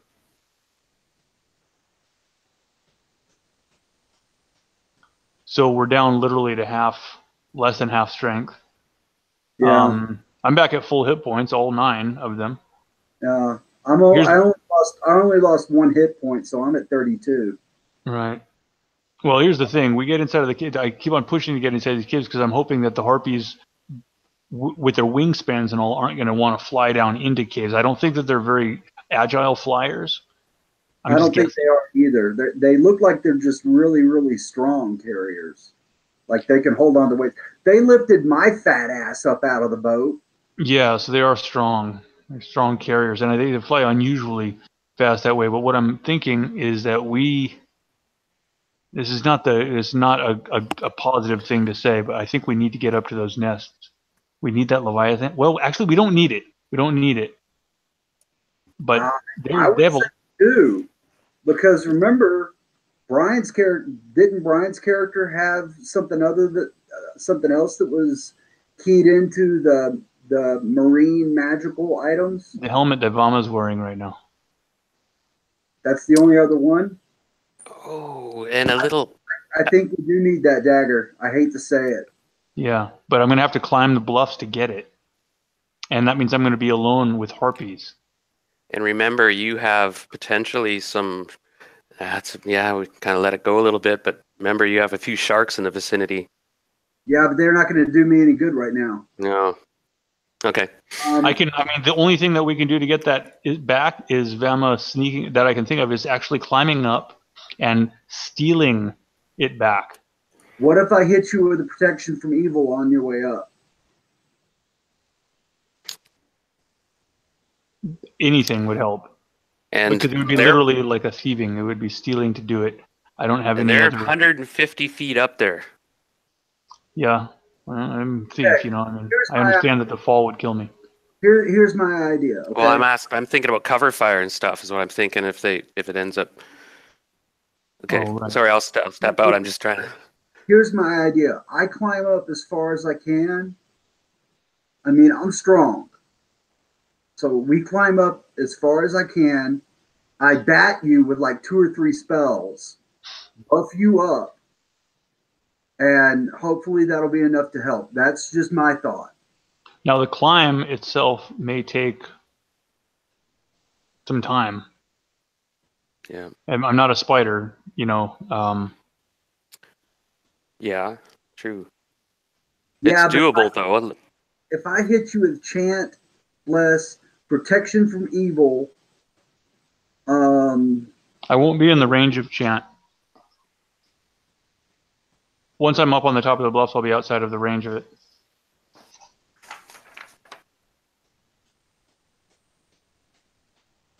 The area of effective chant is only a 30-foot radius from the chanter. I can send you up with a healing potion. And Tyreth can buff you up with a heal spell. Are you still have a damage or? No, I've been healed of all my hit points right now. I need more. Well, if I have to encounter one of them to take damage, I'm probably going to die. So the point is to sneak up there and steal away with what I can and sneak back down. Right.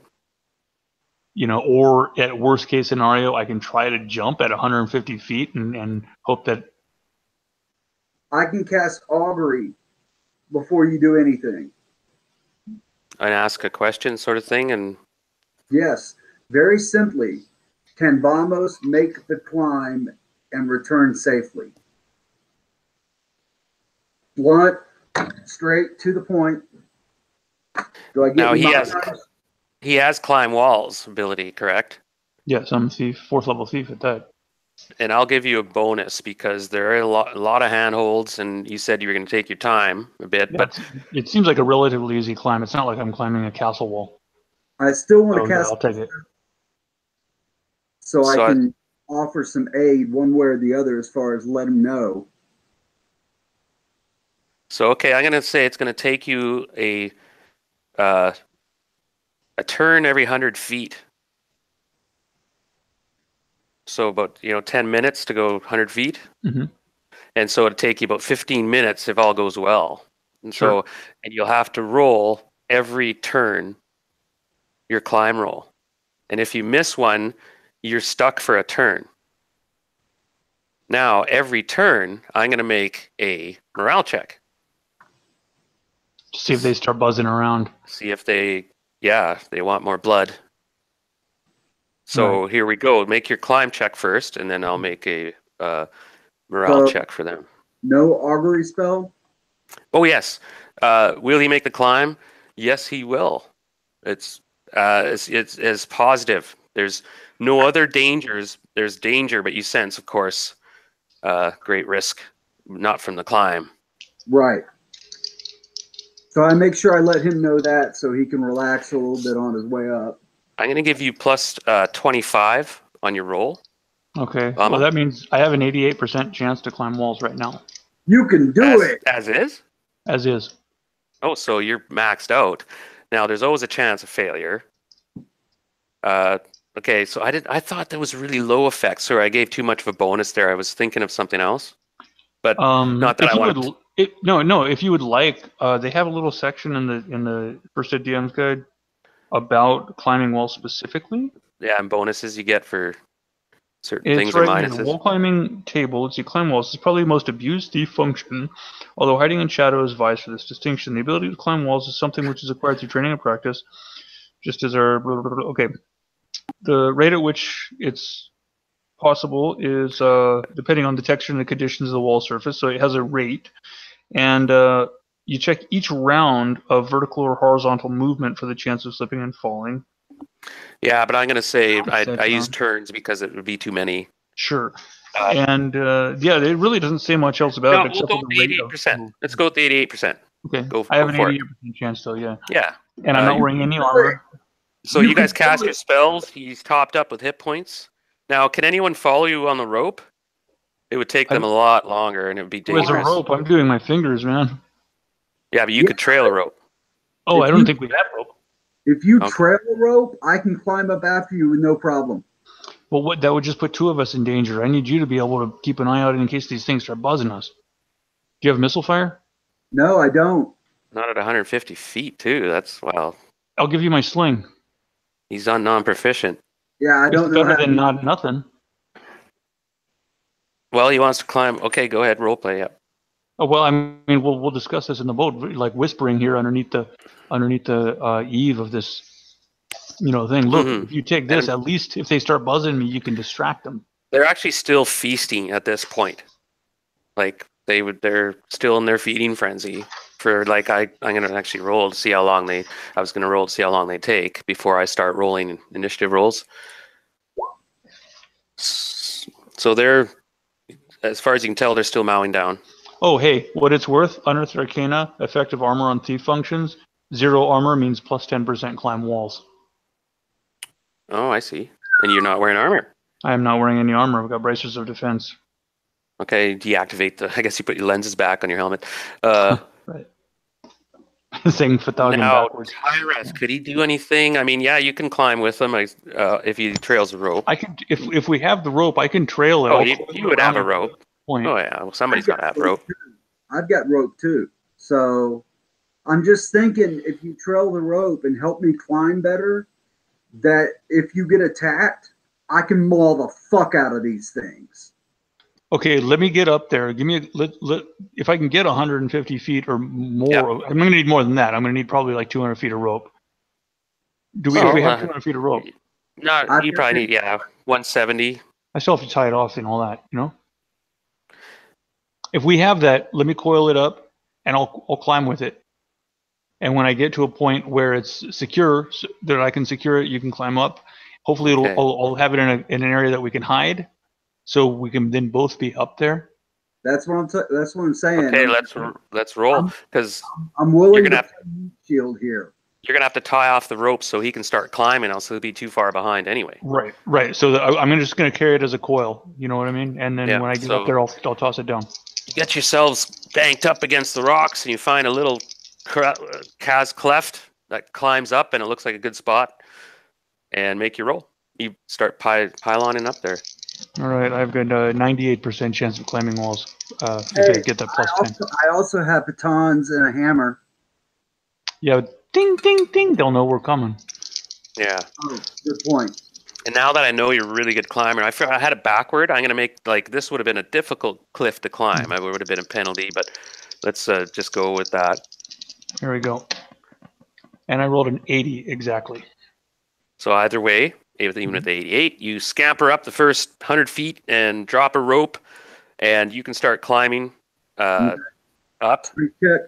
Now you have to roll a dex check to see if you get stuck or it takes you longer. Like you don't necessarily fall, but you'll just be slipping and falling. And I was jump. hoping it was going to be a strength check.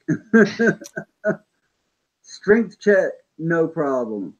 Dex check, not a big problem. I mean, I've got a dex of 14. oh, that's pretty good. It's pretty good for a dwarf. Okay, so wait a second. Let me grab Vama. I rolled an 11. That will do. So you're gonna get up and reach the spot he's up the next turn, and so Vama, you start going, and I make my. I don't see how you can do this easily. Oh wait, I have to wait 2 turns. Okay, I don't roll yet. So go ahead. You have the next turn. And the one Okay. after that, I make more morale checks. So you got a secure foot. I'm gonna go ahead and coil this rope back up and try it again. I'm anchored, lassie. All right, let's do it. Go for it. Here we go. Wish me luck, and then lift leg. Spider climbing, nice and slow here. Here we go. Now, Fortunately, it's you hear it before you see it, and the cleft you're following branches to the right a little bit, or to the left. You can see there the dark part, and you can hear it feasting on poor I'm going to use Arthur. I'm going to use my telescope to see if anything is going to be flying up there while I'm rooted. It's quiet at the moment, and yeah, just before you climb up. But now you might be able to hear it too, and you now see some blood streaks coming from a little cleft, little nook, and you can see motion behind there, and some feathers flash up, and you can hear this thing snapping and gurgling and chomping down, swallowing things. no problem. Okay, so I'm gonna give a signal right there. Utterly quiet. Here we go. You want to make that second roll? I'll get you to make a move silent roll okay, first I can do that. to see if you guys can get surprised. Let me. I'm just going to double check, if you don't mind, to see on that unafricated chart whether move silently is also affected by the lack of armor, or what is affected by the lack of armor, shall I say? Oh, I see. Sure. You get a bonus. It's kind of okay. So lack of armor affects pickpocketing, move silently, hiding in shadows, and climbing walls. And I never put fantastic. my armor back on. So you're not clinging and clanging? No, I'm not. I never put my armor back on. So Vama, I'm going to creep you up the cleft there. I kind of built this platform for this. What do you think of that, the effects I made today? God. It's fun doing that stuff. Okay. I got to grab Somos. Hold on move silently, I have a plus 10% on that. And my normal stat for move silently, my ability to move silently, forgive me for that, is navigating these charts is fun as fuck. Hold on. Or navigating the ability. Move silently is normally 38%, so at plus 10%, I have a 48% chance, 50-50. And you're creeping up. Yeah, go ahead. You want me to make that roll? Oh, yeah. These things are pretty keen hearing and senses. 48%, man. Short sword out. Demonic birds. Harpies. 97. Oh. A stone. Okay. Click, click. You get I only close, make rolls when I don't need to, man. And this flurry stops, and we roll now for surprise. You see a stone just click past to your head, too. Clink, clink, clink. And I'm just like, yeah. You're surprised. Oh, wow. So it's you still surprise it. Okay, well, let me see if I'm surprised Unless too, you right? guys roll. Okay, I won't say it. Go ahead. Can I roll? Yeah. I'll roll. Okay, you roll then, please. I rolled a 6. They are surprised. So Somos, you're right behind Vama, and then a bunch of pebbles fall, and then you see this thing lurch up, and he's looking out, wondering what made the noise, and of course you get your segment to act, and you might have reaction bonus too, right? And you guys have 5 segments because it's 6 and 1. That's right, 6 and 1. That's the biggest spread you can get. You guys have 5 segments to act, so you can cast a spell. And if you have anything ready, you can just charge it and you can attack. Short sword. I guess she's right there. She's leaning way over, but she sees you, of course, as you attack her. But you get a surprise move first. Do I have to keep climbing at this point, or am I more or less on level, or is there? No. At this point, there is a spot where it's rough. And you're going to have to make a dexterity check if you want to lunge forward and attack or something. It's tricky, if you can imagine. It's not a sheer cliff or anything. Did you make it? I roll a 1. Well, that's good. Oh, wait, that's right. Do you want to roll under your dex? I forgot about that for a quick second. I was he tumbles down the cliff. This is a sploosh. Like, oh shit! It's only 150 feet of water, isn't it? Hits the canoe. Okay, You both get an attack. You get your surprise move. Is a surprise attack with a 4th level thief with a short sword considered a backstab? You weren't hiding though or anything. No, but I was. Oh, and No, I didn't move silently, but we still got surprise. I'm just saying. You still I'm get your asking. attack. I'm No, asking. I would say no, especially the way you're physically right in front of her. Right, they just didn't see us there. Okay, well, hey, guess what? Peekaboo! Yeah, you missed that roll. I was gonna have you come right up behind her, and then you That would would have have been backstabbed great. her. That would have been Oh great. yeah, yeah, that's too bad. Okay, but the dice. Okay, who's first? Oh, you guys- Koki or I mean, oh, yeah, and you Ooh, see I heard that. some, yeah. I think Go Vom's ahead. first. He's right there. Okay, well, guess what? You can both roll your attacks. You both get your attacks. So go ahead, Here we go. and then we roll for initiative. I rolled an 11. You Like- said armor class 7? Yeah. I missed. Fuck me, man. I rolled an 11. Missed. 20. I got a 20. So roll a percentage die. If you get over 85, you do triple damage. And if you roll A 91, baby. so triple damage, that definitely connects. That one you rolled for that dexterity check put you in a nice lined up, perfect swing. Her head's out. She all of a sudden sees it last second, too late. Maximum damage, baby. So that's- Maximum damage. Plus your bonuses, so doubled. Tripled, you said. Yeah, it's tripled. Tripled, So yeah, that's right. 6d6 plus 1 is 7. So that's 21. 21 damage. Well, that deserves some blood splatter as you cave in this vile creature's head. Ha ha! Wake up. Flap. Head is pulped, and this thing falls off the perch and falls down into the water. Is just kind of tumbles against the cliff a couple times and sploosh. And then, but unfortunately, that makes quite a bit of noise.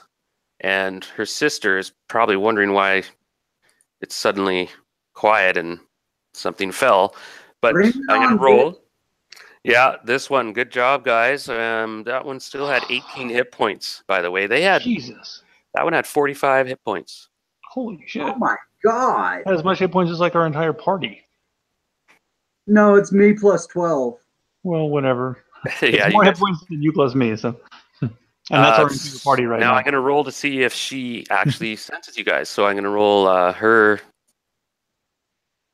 Now, you might think that's good, but that's bad because she had to roll under her dexterity, which I gave her. I gave her a 14 dexterity, and she rolls a 20. She does not hear you. She's still feasting. You know what? But now I start making my morale checks to see if she comes up anyway. So I'm going to make that morale check. She still could. She passes her morale check, so she is going to come out, but she doesn't see you guys. Okay, let's try that again. I'm gonna duck down as far as I can, which really should hide me pretty decently considering I'm like. Okay, you have to let Vama go ahead of you because you're not good at hiding, so a bit. Yeah, and I'll I give you hide in shadows now, Vama, if you want to creep along the bluff, because she crawls over top her little nest nook, and comes looking over, wondering what splashed down below. And she's looking down at the water, and she's looking at an empty canoe and whatnot, and she's just puzzled. You see her head cocking side to side. Well, okay, here's the thing. You said you want me to roll hide in shadows and then creep along the side. And you can either hide while still or move silently while moving, but you can't hide in shadows and move. So at the move same time. silently then. Okay. Now she had gotten to the wipe excrement on what she didn't want stage, and that sort of stinks up the bluff quite a bit. Fascinating. All right, so I'm going to roll move silently. I have a 48% chance, and I want to creep around Actually, to be able to get a really good critical blow on the back of her neck. Did you make the roll? I'm going to roll right now. Let's try that again. Somos, you're letting him do his thing. I don't. Do you have another silence spell? No. Yeah, Well, that would help, wouldn't it? no, I don't. I only I had should- the one. Yeah. Here we go. 86. Ah. Oh no. Yeah, man. So she turns around, and we need another surprise roll. So you guys might surprise her. I rolled a 5. I rolled a 6. Neither of us are surprised. Here we go. Rock and So roll. initiative. Now we rolled that 6-sided again.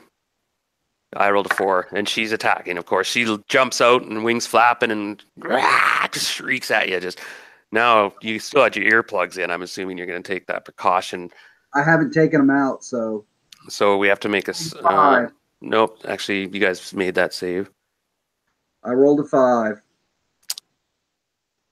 What were you rolling for again? Oh, initiative, right? So you get it comes at you, Vama, I suppose. Yeah, I'm right Shrieking. there. It heard you. I can't be a thief to save my life. I should just start playing. Somos, you saw him get in trouble, Legionnaires. and you lunged forward. I'm starting to head as quickly. Now make a dexterity check. See if you keep your footing. See if you don't slip and fall. You're very treacherous terrain. 9 out of 14. Okay, so you're slipping and sliding, but it's you look down below, and it's like if you slip, and you could just go out and in the drink, and If I might fall hit. into the drink, may my God claim my soul. So you sprint forward, and you'll be able to get the last attack. Okay. Now you won initiative, so Vama, you get first attack. Short sword. Here we go. Missed 2. Okay, she Hit. Sayonara. 6 points damage. And you know what? I just realized it does 1 die 3, 1 die 3. So that's minus. So you took 4 points damage. I'm sorry, I made that. I didn't realize I was doing that at the beginning. I remember. So you take 4 points damage, and she lifts you up, and you have to make a saving throw versus charm. I'm 30% resistant. I'll go ahead and roll that resistance. And do you have any other bonuses from Bless or anything? Not that I know of. 83. Nope. I am susceptible to the charm. Let me roll a saving throw. Roger. I swear, can I get one decent roll in this entire fucking event? Save versus spells, a 12, and I have a 16 wisdom, so I've got a +2 on my mental save. That means I need a 10 or better. Correct? Yes. Right. 50-50, and I rolled a 12. Thank God. Whew. Okay. She's trying to grab you and launch off, carry you out over the water. And well, she does. She hit with both hits. And I'm gonna pull a Matthew McConaughey and leap the first couple the first couple of feet and bash its head in with my maul. Amen.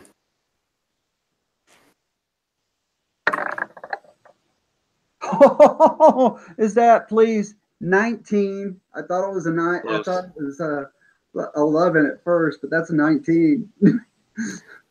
Okay, that connects. But I'm not sure if you can do enough damage to stop this thing, but it's actually taken enough damage that it will probably let go of Vama. Well, I did 7. I did 7 damage total. Roger. It has taken a lot of damage, and it fails its morale check. I've penalized it, so it will drop Vama into the water. You are charmed at the moment. No, I made my saving throw. You made your. Oh yeah, right. You took the damage, so Vama, you are let go, and you're out in the air, cartwheeling. And this thing banks around. I'm summoning a creature to help him. And flies a little ways out, and it's pondering coming back. It knows there's only one of you left up there, and you're near its nest, and it's it actually rolled its morale is 12. It kind of made it so, but it's scared. It's hurt. You stung it almost. As soon as Vama starts to fall, and I can catch my breath, I'm summoning for some aquatic monster to help him. Whatever is nearby. Like if it's a squid, catch him in the air. You know, if he happens to hit water. I'm going to give you a chance too, because you haven't remembered. I'll give you a hint. He's wearing an item. Oh, shit. Now Target! do you know the word? Yeah, we were all talking about it, remember? Yeah, I've already used it. Yeah. Okay, I've said enough. No, I know that, but I'm tumbling through the air right now, anyway. Well, then say I'm- target, and then I can summon a creature to save your ass. I was That's gonna a- say that. I was just gonna wait until I had my chance to talk. So, of No, course, I mean, yeah. I'm falling 150 feet, man. So I got a second. So you Yeah, of fall course, I'm down gonna say that. I got to make this a controlled dive. This is gonna feel like concrete when I hit. 150 feet's pretty. That is true. It is doable. It is doable.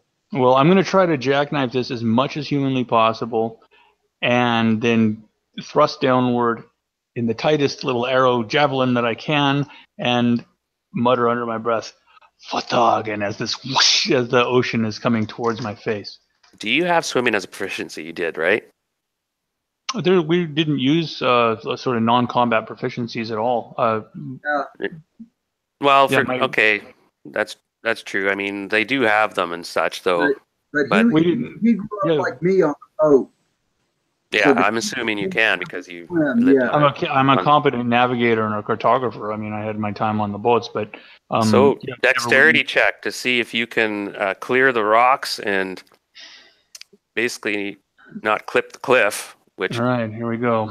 will. Like I said, I'm praying to Mananan with all my might. Let one of your creatures,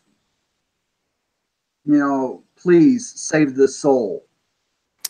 Okay, that's tricky. It's just a desperate. Now, well, let's see if your god hears your cry. Like, because you do put such soul and urging into it that there's only a chance that he'll listen. He is. I screamed it to the bottom of my boot. Okay, so yeah, make a. Let me think about that. How would that handle? Because this is something a bit extraordinary. Yeah. Asking for direct intervention in some sort. It's a long shot. Is what I'm getting at. Long shot's better than none. Um, I can't lose everybody in the party. That would demoralize me so much that drinking wouldn't be able to save me. let's let Vamos roll his. Okay, we'll do this simultaneously. Vamos, let's see if you can clear the cliffs and hit the water cleanly enough and miss the canoes. You want the dexterity check, right? Yeah.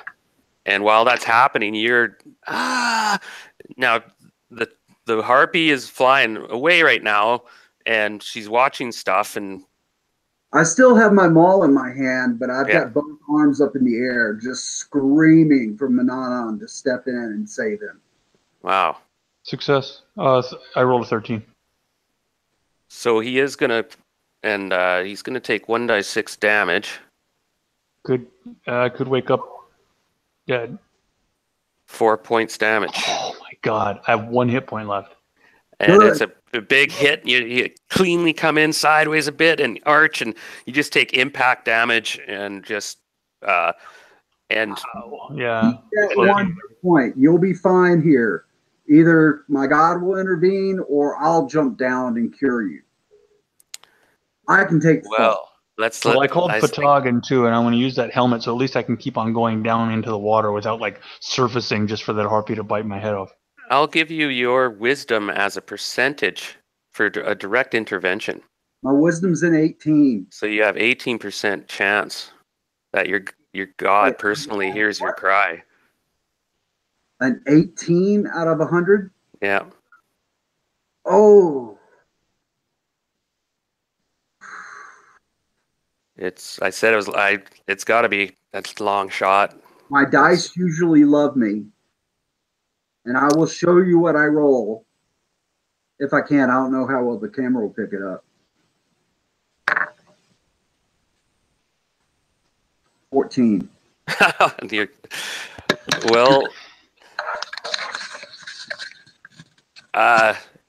Well, what can I say? The dice come through, and there is some a disturbance in the water, a surging, and the Kraken comes forth. No! I released the Kraken! And it surges up, like just surges, and it seems charmed. And it rears up, and it tenderly has Vama and it's one of its huge tentacles. This is not And exactly what another I long tentacle reaches up and just goes splat and hits the harpy against the wall. Yes. Tries to. Tries to. Well, the harpy takes off. You can't reach her. She flies up quick, and one tentacle almost reached her, but she's too far up, even though this thing is huge. Immediately, I'm like, thank you, Manani. Thank you. And this thing's surging in the water, and it's what can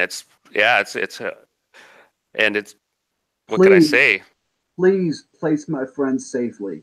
Please. There's more to do. Follow the beast. And he puts Vama, you're conscious though, and you're just like, oh, you're a bit sore, your back's out, like you're like, oh shit. Wait, and this am I still in the tentacle?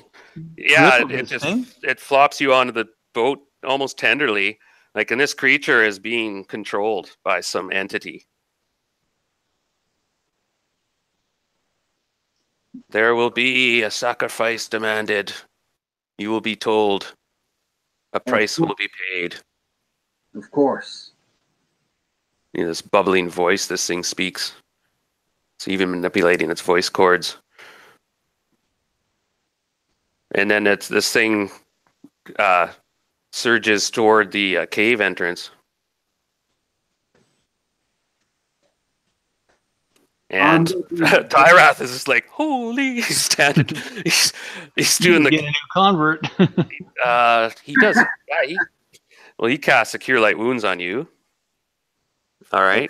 Okay, so I will take it. 6 points down. 6 points recovered. I am now at 7 hit points. And the thing grabs the raft and propels it forward. Now, you're still up there, Somos. Yep. I'm gonna find the dagger. Okay, now you unfortunately find the remains of whoever was carrying a dagger. That would have been Arthur. Arthur, yeah. And his heart's gone. Most of his organs are gone. He is just far from recovery.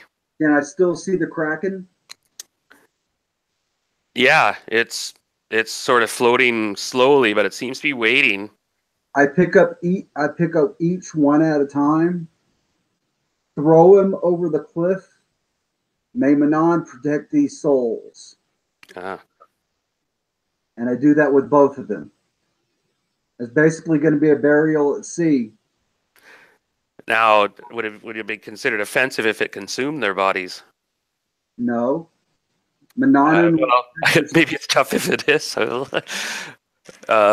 It consumes the bodies. As far as I'm concerned, if the Kraken eats these bodies, Manon will basically be protecting their souls because he's consumed them now. I know, and I was just thinking that's a poetic sort of twist. In that Mananan is pleased. There is one more that must be stopped. And basically, I find the dagger. Was there anything else up there that needed to be taken? Because I'm not going to take all their gold. It's filthy where they live. Filthy. It's just disgusting. There's glitters of gold and stuff scattered around, and victims, remains of other victims, and there's, if you have some time, there might be stuff here. For now, you can you do quick look. So I'll give you a half. Let's just go with a half dexterity check. See if you happen to spot something at this. You said dexterity? Yeah. Okay. Sorry, it got good so quick. And when those guys died, I literally was sitting there going, do I want another cigarette? Do I want to light up an e-cig? So I'm going to get a quick smoke. Yeah. And I'll make my roll. Hannah, up. On, I feel bad. I feel bad. No, it's a hard thing, man. But at least their bodies aren't sitting up there wasting away. But the god is pleased as well. He says the sacrifice is fulfilled, and he somehow. I thought he said there was one more. Well, for now, that gesture and you giving them immortal remains, in a way, he's taking their essence. And what he did is he paid the beast. If you follow me. Okay. Yeah, He- I do. The beast is the thing that he didn't want to summon the beast. It took a lot of power. The beast is an animal under his care and whatnot, so he had to. And the beast hates the sunlight too, so it's really affected by the sun. It's like -4 in the sun. Seriously, with every step I'm taking, I'm like, thank you, Manami. Thank you. Dex check. Yeah, so go ahead. And I'll just make it a regular dex check, see if you scoop Holy anything. Fuck!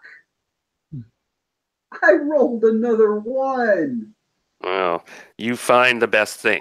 I Something that immediately stands out is. Can you see that? Can you see that? Yep. Does anybody have the DM guide handy and magic items? I do. Can you look up the ion stones? I want to make a roll. Oh, really? Yeah, sure. Yeah, absolutely. Please let him do that. It actually has an ion stone here. All right, I am on the page for the ion stones right now. Roll 1 die 20. You want me to do it, or you want to roll it, Darren? No, it's your thing. That's a 9. A 9 is an iridescent stone shaped like a spindle, and it sustains a person without air. Wow. Well, you guys are getting a lot of that stuff. So you can go underwater or in any environment without air. Wow. How do you wear it? Does it orbit the head, or does it stay? Yeah. Oh, yeah, you let it sit, and it kind of floats around your head like a very, very odd device. So you don't want to wear it all the time if you don't want to draw attention to yourself. It's a pretty cool looking effect. I'm used to seeing in Greyhawk like people walking around with 3 or 4 of them. That's true. Yeah, that is the city for that. All right, so and you said this prayer, you actually cleaned up their bodies, yeah, and in its poetic manner, everything seems to click, and the god is impatient. And you also grabbed 3 gems that were there. I'm going to give you those too. They're worth 740 gold pieces each. Wow. They're very nice gems. These things collect shiny things. When did we start playing Numenera? 5, almost 5. It's like 4:45, I think. Well, no, I'm making a joke because in Numenera they're filthy rich. Oh, I see. When did we start the campaign? No. They're filthy rich. In general, in the Numenera game, you guys are filthy rich. That's why I said, when did we start playing Numenera? Because I see. This just got us a lot of Coming money. true. All right, so we got we're all in the canoe. How do you get down, Somos? You gonna go for it? You might have to leave your rope. What's that? Might have to just leave the rope. So you jump down and I can buy about 700 more. Make a dexterity check. Just full dexterity? Yeah. It's the difference between 1 die 6 and a 3 die 6 damage. I got an 11. That's a pass, so you take 1 die 6 damage. Ha. 6. Ouch. That's nothing. It's a long drop, but you do enter pretty cleanly, but still it's just a shock impact. You scrape the cliff a couple times. But you quickly this giant octopus thing pushes you up onto the canoe, and it appears that your god is present. Like he's in this thing. Its eyes glint at you intelligently, and it's been talking to you. Yeah, and I've replied every single time to the Oh yeah. I forgot to bring the beast. Hold on, I got an octopus here. Give me 1 moment. Just in case. Oh, it's not a very good one, though. It's got a white background. That's kind of silly. Oops. Well, there she be. It's a rather large creature. It's freaking huge. And you guys now can proceed along the bluff, and it's, like I said, a couple rounds away. When we safely arrive, again, I thank Mananin, and I've already got a couple of ideas on how I can start paying him back, too. So. Yeah, and the beast, he says, "We will speak again. You are in my favor." And he bubbles back down, and the creature just goes, "Good luck. and you get the effects of a chant Ooh. for a full day. Ooh la la. Wow. Damn. Can't all day. Now the water goes right into the cliff. You notice there's nowhere to walk. That white part is deceiving. That's why I put those little blue lines there, so you could tell. Oh, Vami, it fell off. Okay, let's get you back there. Now, you're maybe not that close. You're just oh shit. You're We just should coming up to it. You're like a next round. You could be around that corner and look into the cave. It'll probably be dark in there. You're not certain. Maybe not. if it's not too much, I'd like to wind it down soon. Yeah, Oh, because yeah. it's almost 10 o'clock our time.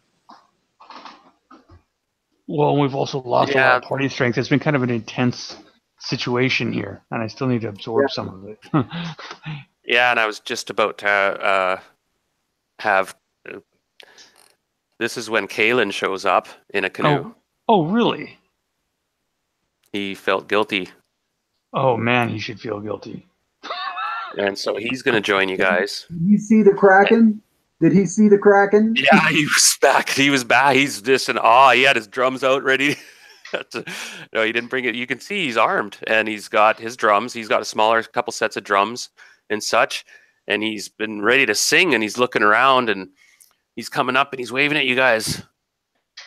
And we could stop it now, and just kind of have a bit of wind down, talk about it a little bit, because this next encounter, as you imagine, could be a boss encounter, and we have to take that into account. Should you guys retreat? No, we've come this far now. Yeah, and so I'm bringing up Kalen. He's bringing with him 3 healing potions, which he's of course wants to share, and he immediately throws them to you guys because he sees some of you have taken wounds and whatnot. Yeah, so I would say that Vama takes 2, 1 so he can save it, and I'll use the other one because I'm actually down to 26 hit points. So, Right. and I get 7 back. Do you want me to roll for you, Ian? Oh, and before the god left, he mentioned though, Brunea seeks the dagger. You must prevent this, and if you kill her, you will be rewarded. I'm not going to drink any of the potions. I'm only 2 hit points away from maximum right now. Well, Oh. still keep both of them because you're Yeah, gonna I'll need hold on to them, but I don't want to waste one. Right? I mean, it's not a waste, but I should probably wait until it's a little more critical Okay. Right. Well, you because that's got all we 2. got. Yeah, I mean, if I get injured even once, I'll have to drink one again, of course. But Now, Kalen has some spells. I know that seems weird to like crunch numbers like that, but I'm nearly healed, and I'd like to save it for when I'm not so nearly healed. But I will hold on to both of them, absolutely. Well, I was taking 1. He's like, be very cautious and quiet. That's the lair of the beast. Who did he want me to kill? Brunea. Brunea. Brin. I'll write it in roll 20. Brunea.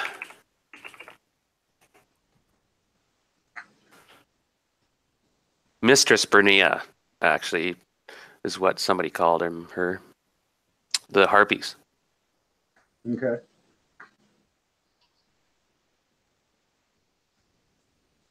Unfortunately, we did not kill the last harpy. Yeah, but probably spooked it.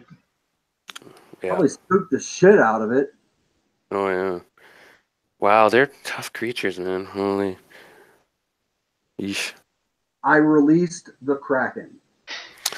I knew somebody would. Well, I gave you a long shot. I was like, okay, I'll give you your wisdom as a percentage. Let's keep it simple. You had less than 1 in 5 chance. You did it so persistently and passionately that I was like, okay, all right, but there could be a price. And then you handled the follow-up quite well. I thought you did that I decently. wasn't going to leave their bodies up there to rot. I'm a Right. cleric, for God's Yeah. sake. No pun intended. Yeah. Yeah. did your I duty. was hoping for something a little more. Well, no, I wasn't hoping for anything else. Never mind. But I was expecting maybe that we could kill. If we killed the harpies up there, then we can put these beautiful like headstones up there on top, not in the harpies' nests, but away. And so that would be a permanently like difficult She's- to access or impossible to access place with 2 graves on it, right? Yeah, She's but- severely wounded. If you confront her within the next few days, she won't have been recovered. Yeah, maybe for shits and giggles on our way out, we'll give her a little sling stone. I don't know, man. I don't know. Yeah, never know with the dice, right? It's just that was okay. Well, I'm gonna stop the broadcast actually. And Okay.